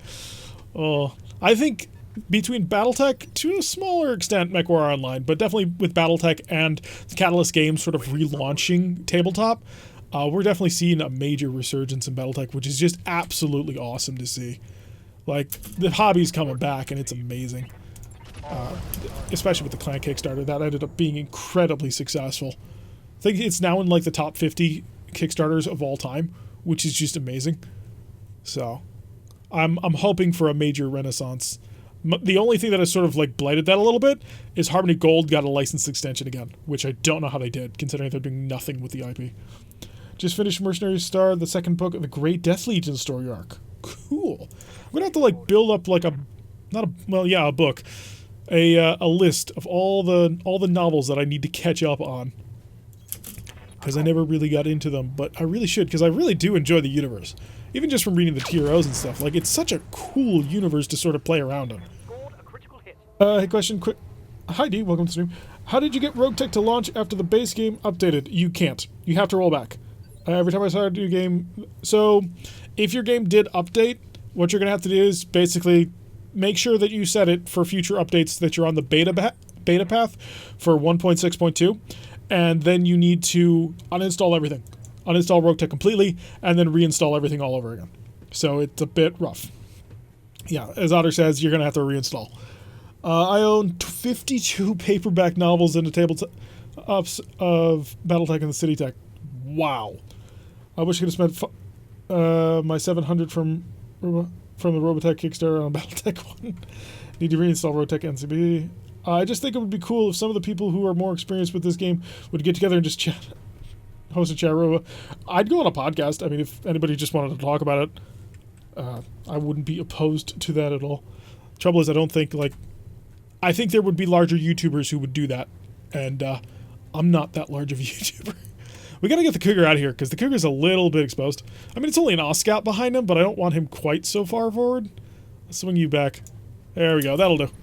Pull him back, get a little bit of protection going on, and we will shut off our LRMs, because they're cool, but I want to keep him under heat, and I want to rip him apart with the smalls. Blast away! Did we? Didn't quite blow off his leg. Me and Beardle. Yeah, Beardle is like 15, 20 times the chance. He's huge compared to me. He probably has no idea who I am. So, while it would be really cool to finally talk to him, because, you know, I've watched a lot of his content before, I don't think he has any idea. Did all of that last night. Nothing is working. There's things like clearing out the cache that you can do. You got to make sure you clear out registries and stuff like that. So, I'm not necessarily the one who can really help you with that, but there's absolutely people who could definitely help you on the RogueTech Discord. They might be a little bit abrasive, but they could definitely probably help you. Vapor. Need to delete the mods folder, roll back to 1.6.2 with the beta tab in the Steam. Then you want to reinstall the whole mod. Have you asked him? Have I asked Beardle? I've never spoken to the man before. We live in very different places. There's not too many that do a BattleTech podcast. Did you delete the mouthful? Just message me. Thanks, really, and give it a shot. Yep, good luck. Best of luck to you. Hope you can get it working. We need to set him back to LRM modes, because we've got everything back. So we can now long-range combat again. And we need to start skirmishing with people. Need to be safe about it, too. I mean, I could start shooting at him in the ground, but I really don't want to. I want to sort of keep that ace in the hole for me. Give me that Phoenix Hawk, please. Ooh, really good accuracy on buildings, as usual. Can't hit the light turrets, not... Ooh, Phoenix Hawk is good accuracy. Blaze away! Give him all the fun. Hey, we killed him. I don't know how we killed him, but we killed him. Gotcha. Yeah, and I just had to roll back. Yeah, I was able to... Because I'm on the GOG version, and I was able to catch it before it started the update, so I just aborted the update and put myself on the beta path again. So it makes life a little bit better.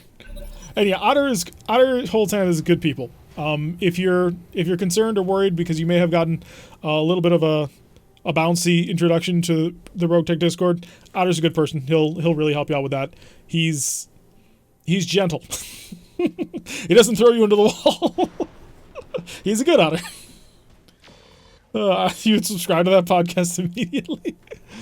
You would need people who are very knowledgeable. People like Tex and Baradul together. That'd be a fantastic combination, I think. Can't wait for the next section of the Amara Civil War. Oh, if you have not heard of it or seen it just yet, Tex Talks Battletech does just some amazing work, and he's doing an explanation of the Amara Civil War, and it is just phenomenal. And I highly suggest you check it out. He's got part 1 out. It's like 40 minutes, and he says part 2 is going to be like at 2 hours.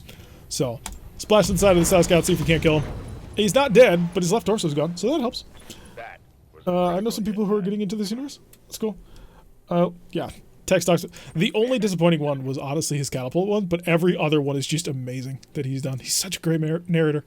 The other one that I really liked, just listening to him, because he goes through just the TROs, but he does it in a pretty fun way of explaining mechs, is Critical Rocket. He does some fun stuff. He went through every single one of the MWO mechs. He basically reached the TROs showing artwork and the mechs themselves, which is really kind of fun to sort of make it easy to get access to that sort of thing. So I recommend him too. Acknowledged. Leboom? Yes, Leboom. You loved the cat one? Oh, the cat one was too beamy for me. I was like, there is totally a half-hour worth of content that you can talk about on the catapult. The memes are funny, but I want information. I'm one of those people. Oh, we got good hits on the Cougar. Not bad. Wish someone would do a mission arc for the Grey Death Legion of the Blackthorn Merc Company. Is there a flashpoint for that in this? Because that'd be interesting. I love the Blackwatch. Yeah, the Blackwatch bit was like, that was some intense storytelling. Like, he's got such a great voice and intensity for it. Just, I'm geeking out a little bit, but really, Tex has just done some phenomenal work. Do I actually see who just fired that heavy Lars laser at me? I don't think it was the Vapor Eagle. Lego, you gotta get involved. You gotta murder people. It's gonna be great. You have the firepower to do it. I believe in you. Acknowledged. Okay, medium building. Cougar Prime. Are you it? Because if so, I've got a really accurate shot on you. And I took it, and there goes your entire left torso. Oh, it was the crab behind you. Oh, that might become a problem. No Curb the Urban. I want his voice. Yeah. Like, that's such a great narration voice. We gotta get the Kid Fox back, because Kid Fox is hurting. I must hide my little Kid Fox. He's unsettled. Stop shooting PPCs at it! He's a beautiful little child who needs to be protected. We were so spoiled by it. When I got my first box set, we had nothing but paper tokens for the mechs. Part of the Kickstarter, one of them was that you would get the little cardboard tokens. just to allow you to field even larger forces. Which, you know, is actually really cool. Because having the mechs is awesome, but you know what? You just need the paper tokens. It is good enough. Oh, that's good accuracy, but I kind of need to protect... Is the Kid Fox moving yet? Phase 16. Ooh, the Kid Fox has moved, so I gotta get in front of that Kid Fox a little bit. Do I think the Kid Fox is gonna beat the crab, though? I think so. He's unsettled, but he's not dead. Elrond's back on, because we're gonna need it. Ooh, the shots are really terrible up there. Because he is just jamming the crap out of us. I might need to go electronic countermeasure on this one. I don't want to, but I may have to. Alright, what's the new distance? Yeah, we've got super great accuracy on the buildings. I can totally get that. Oh, that's good. That's really good, actually. Fire! Revival! Revival didn't go viral. Lego mech. It would be great if a book series to start from BattleTech. I'm not very familiar with the... Depends on where you want to get started. But I gotta say, Legend of the Jade Phoenix was actually... I'm losing weapon systems. No! No, not two of them. I can't replace two. I could only replace the one. Yeah, I started... Well, the only one I went was Legend of the Jade Phoenix. It's a good introduction to sort of clan life and how the clans operate. Stop! No, not his other arm! Well, now I've got to totally rebuild a gosh darn Kid Fox. Can you please stop shooting the gosh darn Kid Fox? Like, it's a serious problem now. You've taken out both of his arms. This mission's not worth it. At least they're shooting the R2 cheetah now, so I can worry about that. I'm about to land artillery on all y'all for that. Kid Fox, be high, be high, be high. T-Bone's 21, who's on 22? Please don't be the crab. Please don't be that crab. It's the crab! Oh, he shot at Lego. He didn't care. Just a scratch. Hope for MML loot. No. These weren't just MMLs. These were Risk MMLs. Those Risk 10s weighed as much as SRM 6s. He's got no weapons! He's got no armor. And if he loses that torso, he will die. Hide! Hide! You are not here. You do not exist. You have to rename the Kid Fox the Black Knight. That would just cause confusion. 900,000 each? Ooh. Yeah, pain has been put there. I would like to lay down accurate artillery fire on the jerk up on a mountain who is causing me grief. Actually, no, it's the crab, but you know what? I don't have a chance of actually hitting that. That's a 37. Boom, baby! So not bad. Okay, the Vapor Eagle, not having a good time. He's no longer evasive. We're going to switch on over here. We're going to start babysitting him a little bit with personal electronic countermeasure protection. Also, the GDN does great mech and battle tech reviews. Oh yeah, Grimdark Narrator. He's pretty good for that too. Just put a flesh wound. Start digging with your fox. We gotta get him in a foxhole quick. That's just a flesh wound. It'll be fine. It'll buff out. Totally buff out. Just no problems. Nothing broken. Everything's fine. Oh boy, that sucked. Exodus! The Lego needs to start engaging people up high. Actually, does the Lego have a shot on a crab who needs to die in various deadly ways? Oh, he absolutely does. Okay, good. Because he's gonna have to do that several times. Lego attempting to get revenge. Switch on over here. Pull away from that. Yeah, heavy large lasers are terrifying. We have one. This guy, I think, has two. The mech is on fire, and he's firing PPCs at a locust. This man is crazy and needs to be retaken. Let's see Arch Warhammer talk about it. And he's overheated. That means he doesn't get to turn back on until he gets his heat down to a sufficient level. Oh, that is one of the best things about the new overheat mechanic when it's working against you. Maybe I should kill this Ripper before he gets on top of my... Oh. I really need to kill this Ripper before he gets on top of my little guys. Okay, we got some good penetrating hits. Is he dead? No, he's still hovering above me. Not good. It's not good. Must fall back. Protection. So I do have to kill this Ripper. This Ripper must die. Apollo will probably murder the Ripper. And yeah, it sucks that we're not going to be able to destroy that Vapor Eagle while it's offline and not providing ECM protection for anybody. But if this Ripper actually gets around to the right position, he could absolutely kill the Kid Fox. Kid Fox has literally no armor right now, so slightly concerned about its health. So I think I need to shift myself so I'm not presenting a super easy target to half the universe. Ooh, that accuracy is not good at all. Well, for the smalls, but that's kind of to be expected. That's great. That'll work. I can work with that. ECM protection going down. Shut off the lasers. Let's just go with a spam attack. How is it not dead? Or is it dead and I just can't see it? I think it's dead and we just can't see it.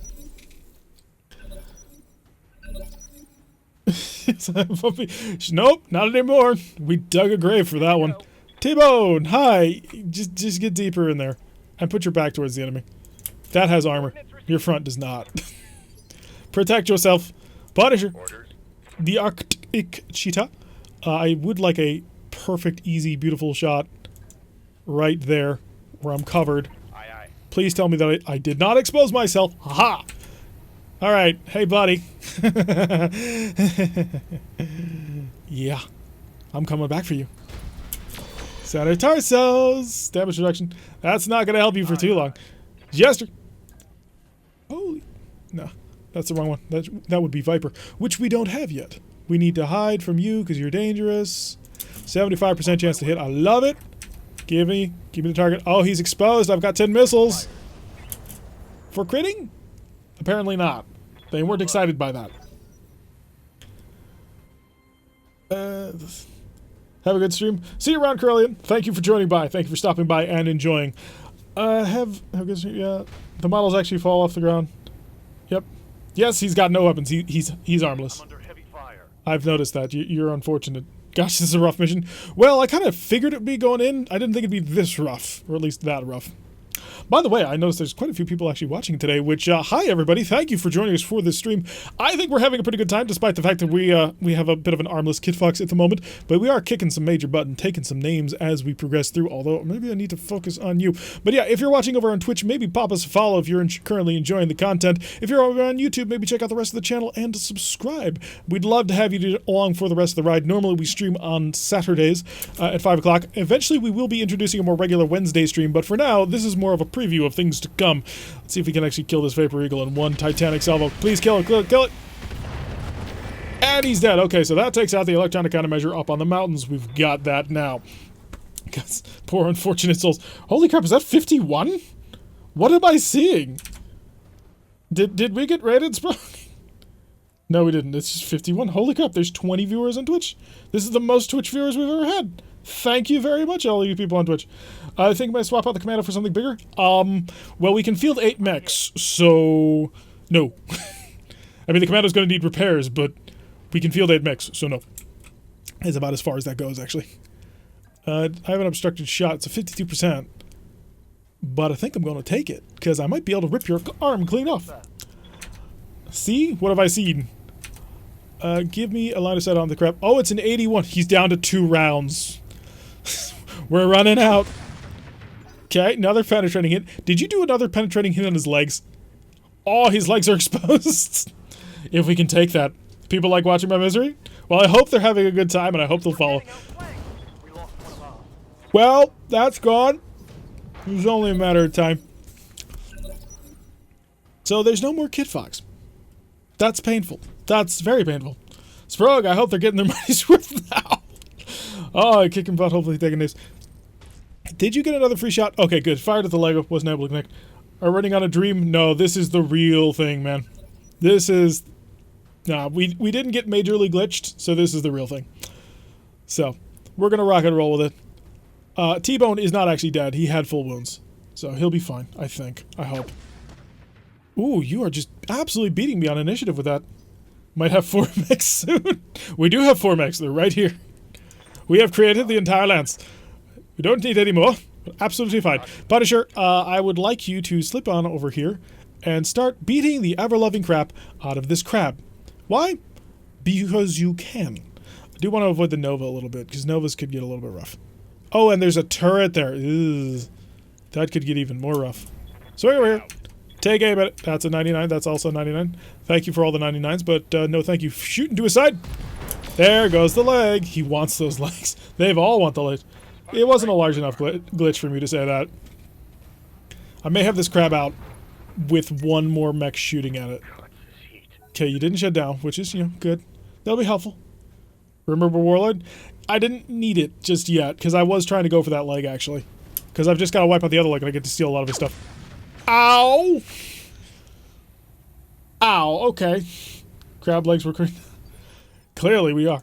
Jester, get that Locust 2C around as quickly as you might without revealing yourself to a turret. Can you manage that? You can. It's a 99%, you say.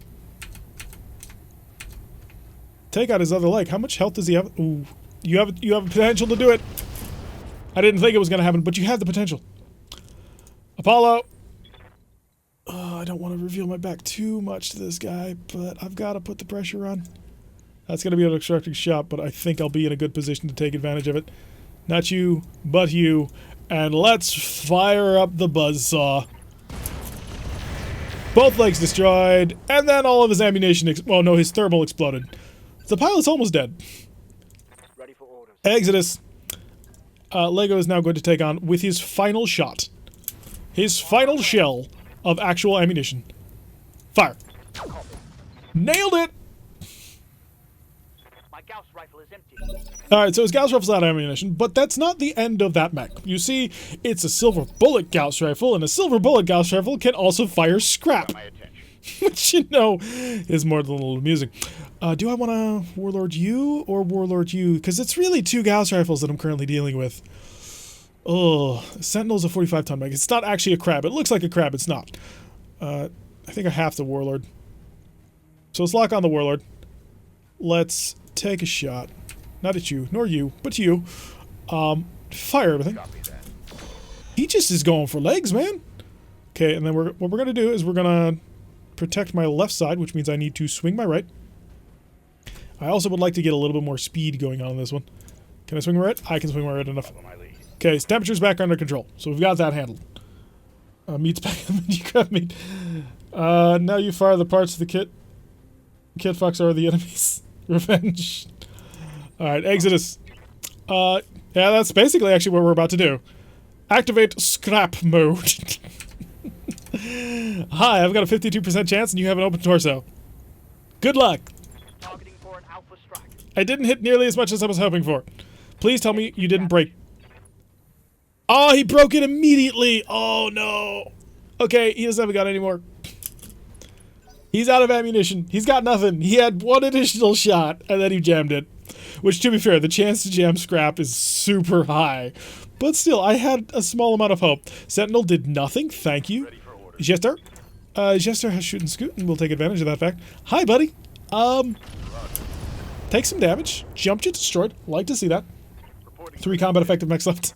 Well, if I can get him close, then I can utilize my the Urban Mech's kicking abilities, which I am told can be considerable.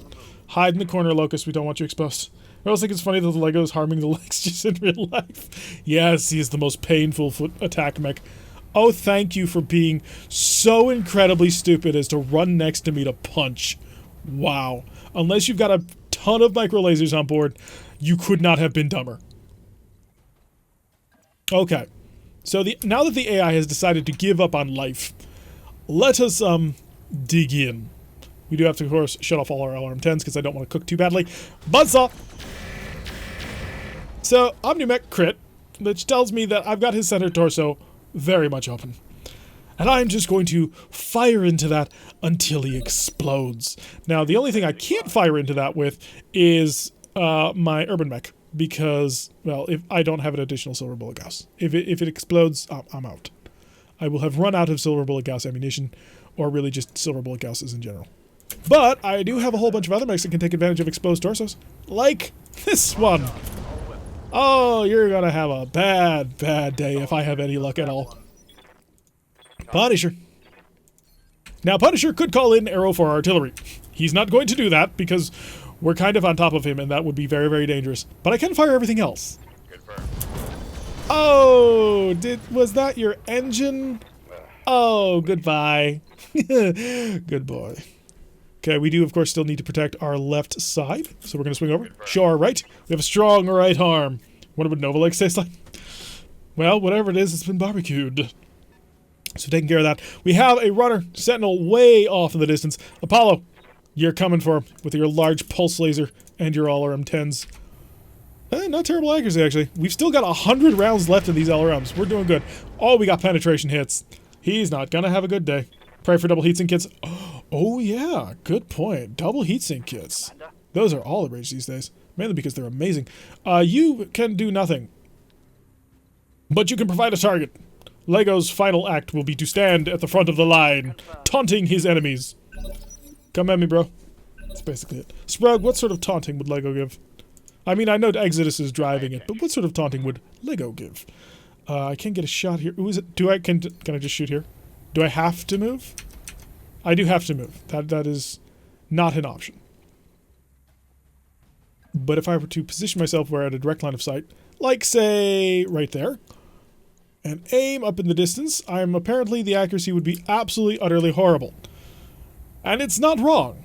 Clan ER medium 2 off, clan arrow 4 2 on. Affirmative.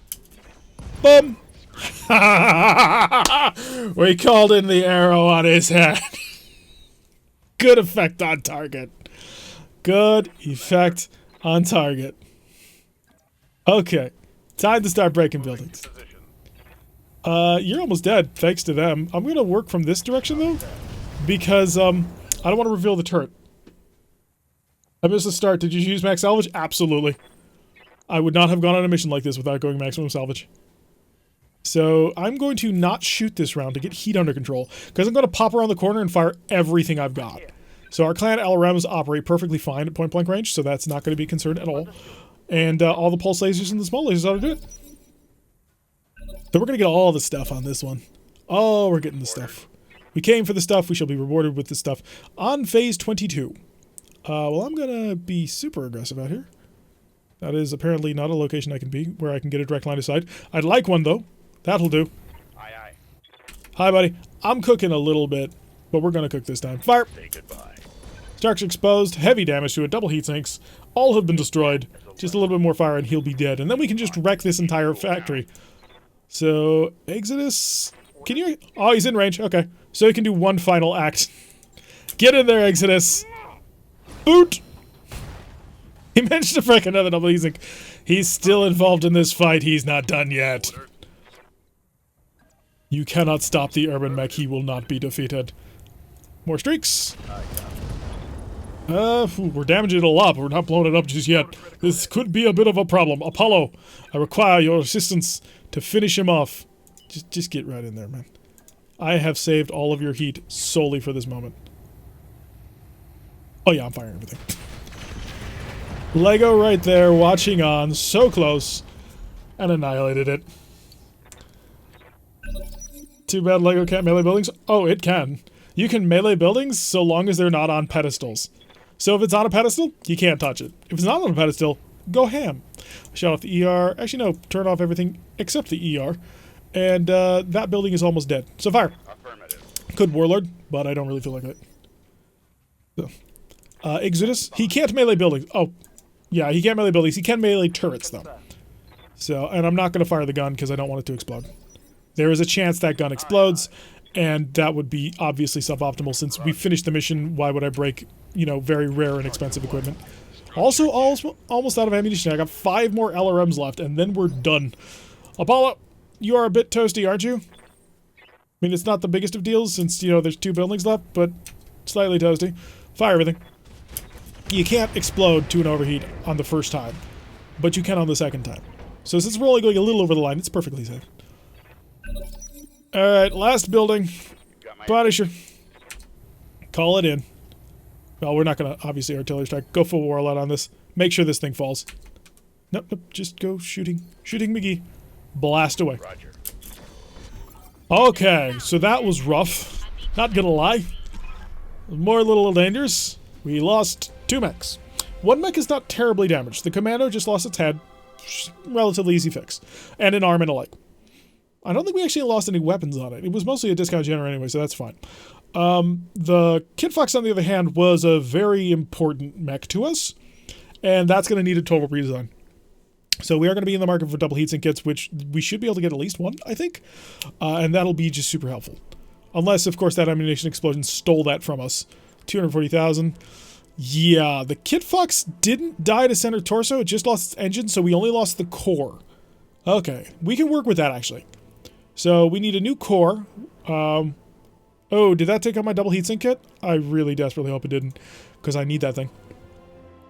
So the Kid Fox, not as badly damaged as I thought it was. The commando, damage, but I could go for the Cougar Prime. But I don't think I'm going to bother. We don't really have parts. Wait, I have parts to a revival? Oh, just as a standard Vapor Eagle, apparently it's counting as... Oh, that's evil. You're going to make me make that choice, aren't we? Gosh, a clan. Large improved heavy laser does 80 damage, but can explode for 45 damage if they explode. So, yeah, Sproke has placed the Discord link in the in the description over on Twitch. If you're on YouTube, it is in the description down below. If you're on Twitch, it's currently in the chat box right now so you can see it. If you are watching right now on Twitch, feel free to drop a follow. We stream every Saturday at 5 o'clock, and we're going to be starting a Wednesday stream at 5 as well. This is a bit of a preview of that. So if you're enjoying the content, hey, maybe drop one. Clan XL engine, thank you. Is there a double heatsink kit? Because I think there is. It is. Okay. Yeah, that's not bad. That's not bad at all. Now, I can't grab ammunition for the Gauss rifle. But I definitely could grab it. Either that or we pick up ourselves the Ultra Autocannon 20. This weighs about the same, I think? Unless the Clan Gauss rifle is even cheaper. No, yeah, it weighs the same. But it does potentially 200 damage. But you've got to get on top of the enemy to use it. So, a little bit more difficult to make that happen. Also, you know, it's an Ultra Autocannon. So it has a chance of jamming. No ammo for the UAC-20? Yup, that's a bit of the problem. Really no ammo for the Gauss rifle unless we poach from other mechs, but we may end up doing that. I think I'll lock that in. The Clan XL engine, super important for our non-clan mechs. Although most of our mechs are going to have clan stuff anyway. The double heatsink kit, you have to take. You can't not take it. We're desperate for them. So we got 2 parts to a Cougar Prime. We got a Falcon, we got a Kit Fox, and a Nova, which is not bad. It's one of the snubs. I like snubs. A totally useless engine core. IFF jammer, which is really good because it's basically for free. You get a jammer on board your mech. There are some power sensors that do it better, but hey, something's better than nothing. Double bin for the UAC? Yeah, but we would have had to drop either the engine or the double heatsink kit. And I wasn't about to drop either of those. They're far too important. So, I like actually being able to survive in a sauna with my mechs, if at all possible. And though that's definitely required. So we've been desperately trying to get our hands on double heatsink kits since the beginning of the game, actually. We found that they're incredibly difficult to get our hands on. This was actually super lucky with how easily we were able to just kneecap several of the mechs. So that allowed us to steal that. Yeah, I don't think the UAC-20 was worth investing that heavily into it. I mean, it's cool, but it's not that cool. Although the Clan Gauss rifle I can now put onto the Stormcrow, and that should free up a couple of tons. Because I believe we only put a normal Gauss rifle on it. So that's, what, 2 tons off? I mean, we could do 2 medium lasers, we could do more ammunition, heck, we could completely re-rig the UAC-5, turn that sucker into a UAC-10, which, you know, that'd be a pretty significant step up in firepower. Oh, that would bring us to really dangerous, actually. 2 tons off wood, rack Gauss time, baby, that'd be very fun. Alright, oh, then we lost that Kit Fox. Oh, that sucks, but hey, 206,000 for the next 25 days. Well, on the bright side, that does mean we're more than likely to get the Stormcrow back. Oh, that sucks, losing the Kit Fox. The pain is real. It had a double heatsink kit. And the Urban Mech. Urban Mech didn't actually take any damage through this entire battle, except for jamming the gun. Oh, how beautiful is that? 5-day repair on top of that, just to fix the silver bullet, but totally worth it. Okay, folks, what we're going to be doing at this point is I'm going to be shifting over into, basically, repairs. I don't need to do anymore because the Kit Fox is dead. So, yeah, let's do a quick check of the mech bay to see what we've got, if we manage to pick up enough parts for anything. Because I did notice we got a couple of Cougar parts. New. And new. Oh, unfortunate. Well, we are going to be in resupply for a long time. Stormcrow's 18 days. The Lego's 5 days. Commando's 19 days. Yeah, Commando down to the bottom of the list, please. I am least interested in that. Commando, that one to the top. Locust right under him. Alright, so we actually are going to be able to start taking missions again in about 6 days. Which is not terrible. Or whatever. Yes, 14. So in about 6 days, we should be able to turn this around. We're actually going to end the stream here today. I thank everybody for actually coming around and watching us. If you're on Twitch, maybe drop a follow on us. We stream every Saturday, as I mentioned, at 5 o'clock. We're going to be opening up a Wednesday stream sometime soon. But if you drop a follow, you will be able to get a notification every time I set up an event for it, which I try and make sure that I do ahead of time to make sure everybody knows what's going on. If you are over on YouTube, hey, maybe check out the rest of the channel. Maybe subscribe. You might enjoy more of the content. It's very much 1980s tabletop games that got turned into turned into computer games. We play BattleTech, which obviously is BattleTech, and then we also play Starfleet Command, which is Starfleet Battles, which is a lot of fun. So if you like to sort of geek out about that sort of thing, our channel is probably the place for you. If you want to join our Discord, Sproke has placed a link in the Twitch chat over to the side below, or wherever it is actually on your video. And if you're over on YouTube, it is in the description down below. Join us, we can chat, we can talk, you can give me suggestions, you can give me critiques. Actually, I would love critiques. I love it when people come up and say, hey, did you know this weapon actually does this, or this could be a way that you could use this. It's always great fun, especially for the stream campaign. I love your guys' input. You guys helped us build the Stormcrow, which was really fun. It's definitely an interesting way of actually designing it, and we like to sort of do that when we go on streams. We're a smaller channel, we're trying to grow a little bit, so maybe spread the videos around. But yeah, I've been Tarek. If you like what you're seeing, hit that like button and subscribe. If you want to receive a notification every time I post one of these videos, press the little bell icon or the follow button. Leave a comment, leave some feedback, share the video, and I will see you all in the next episode.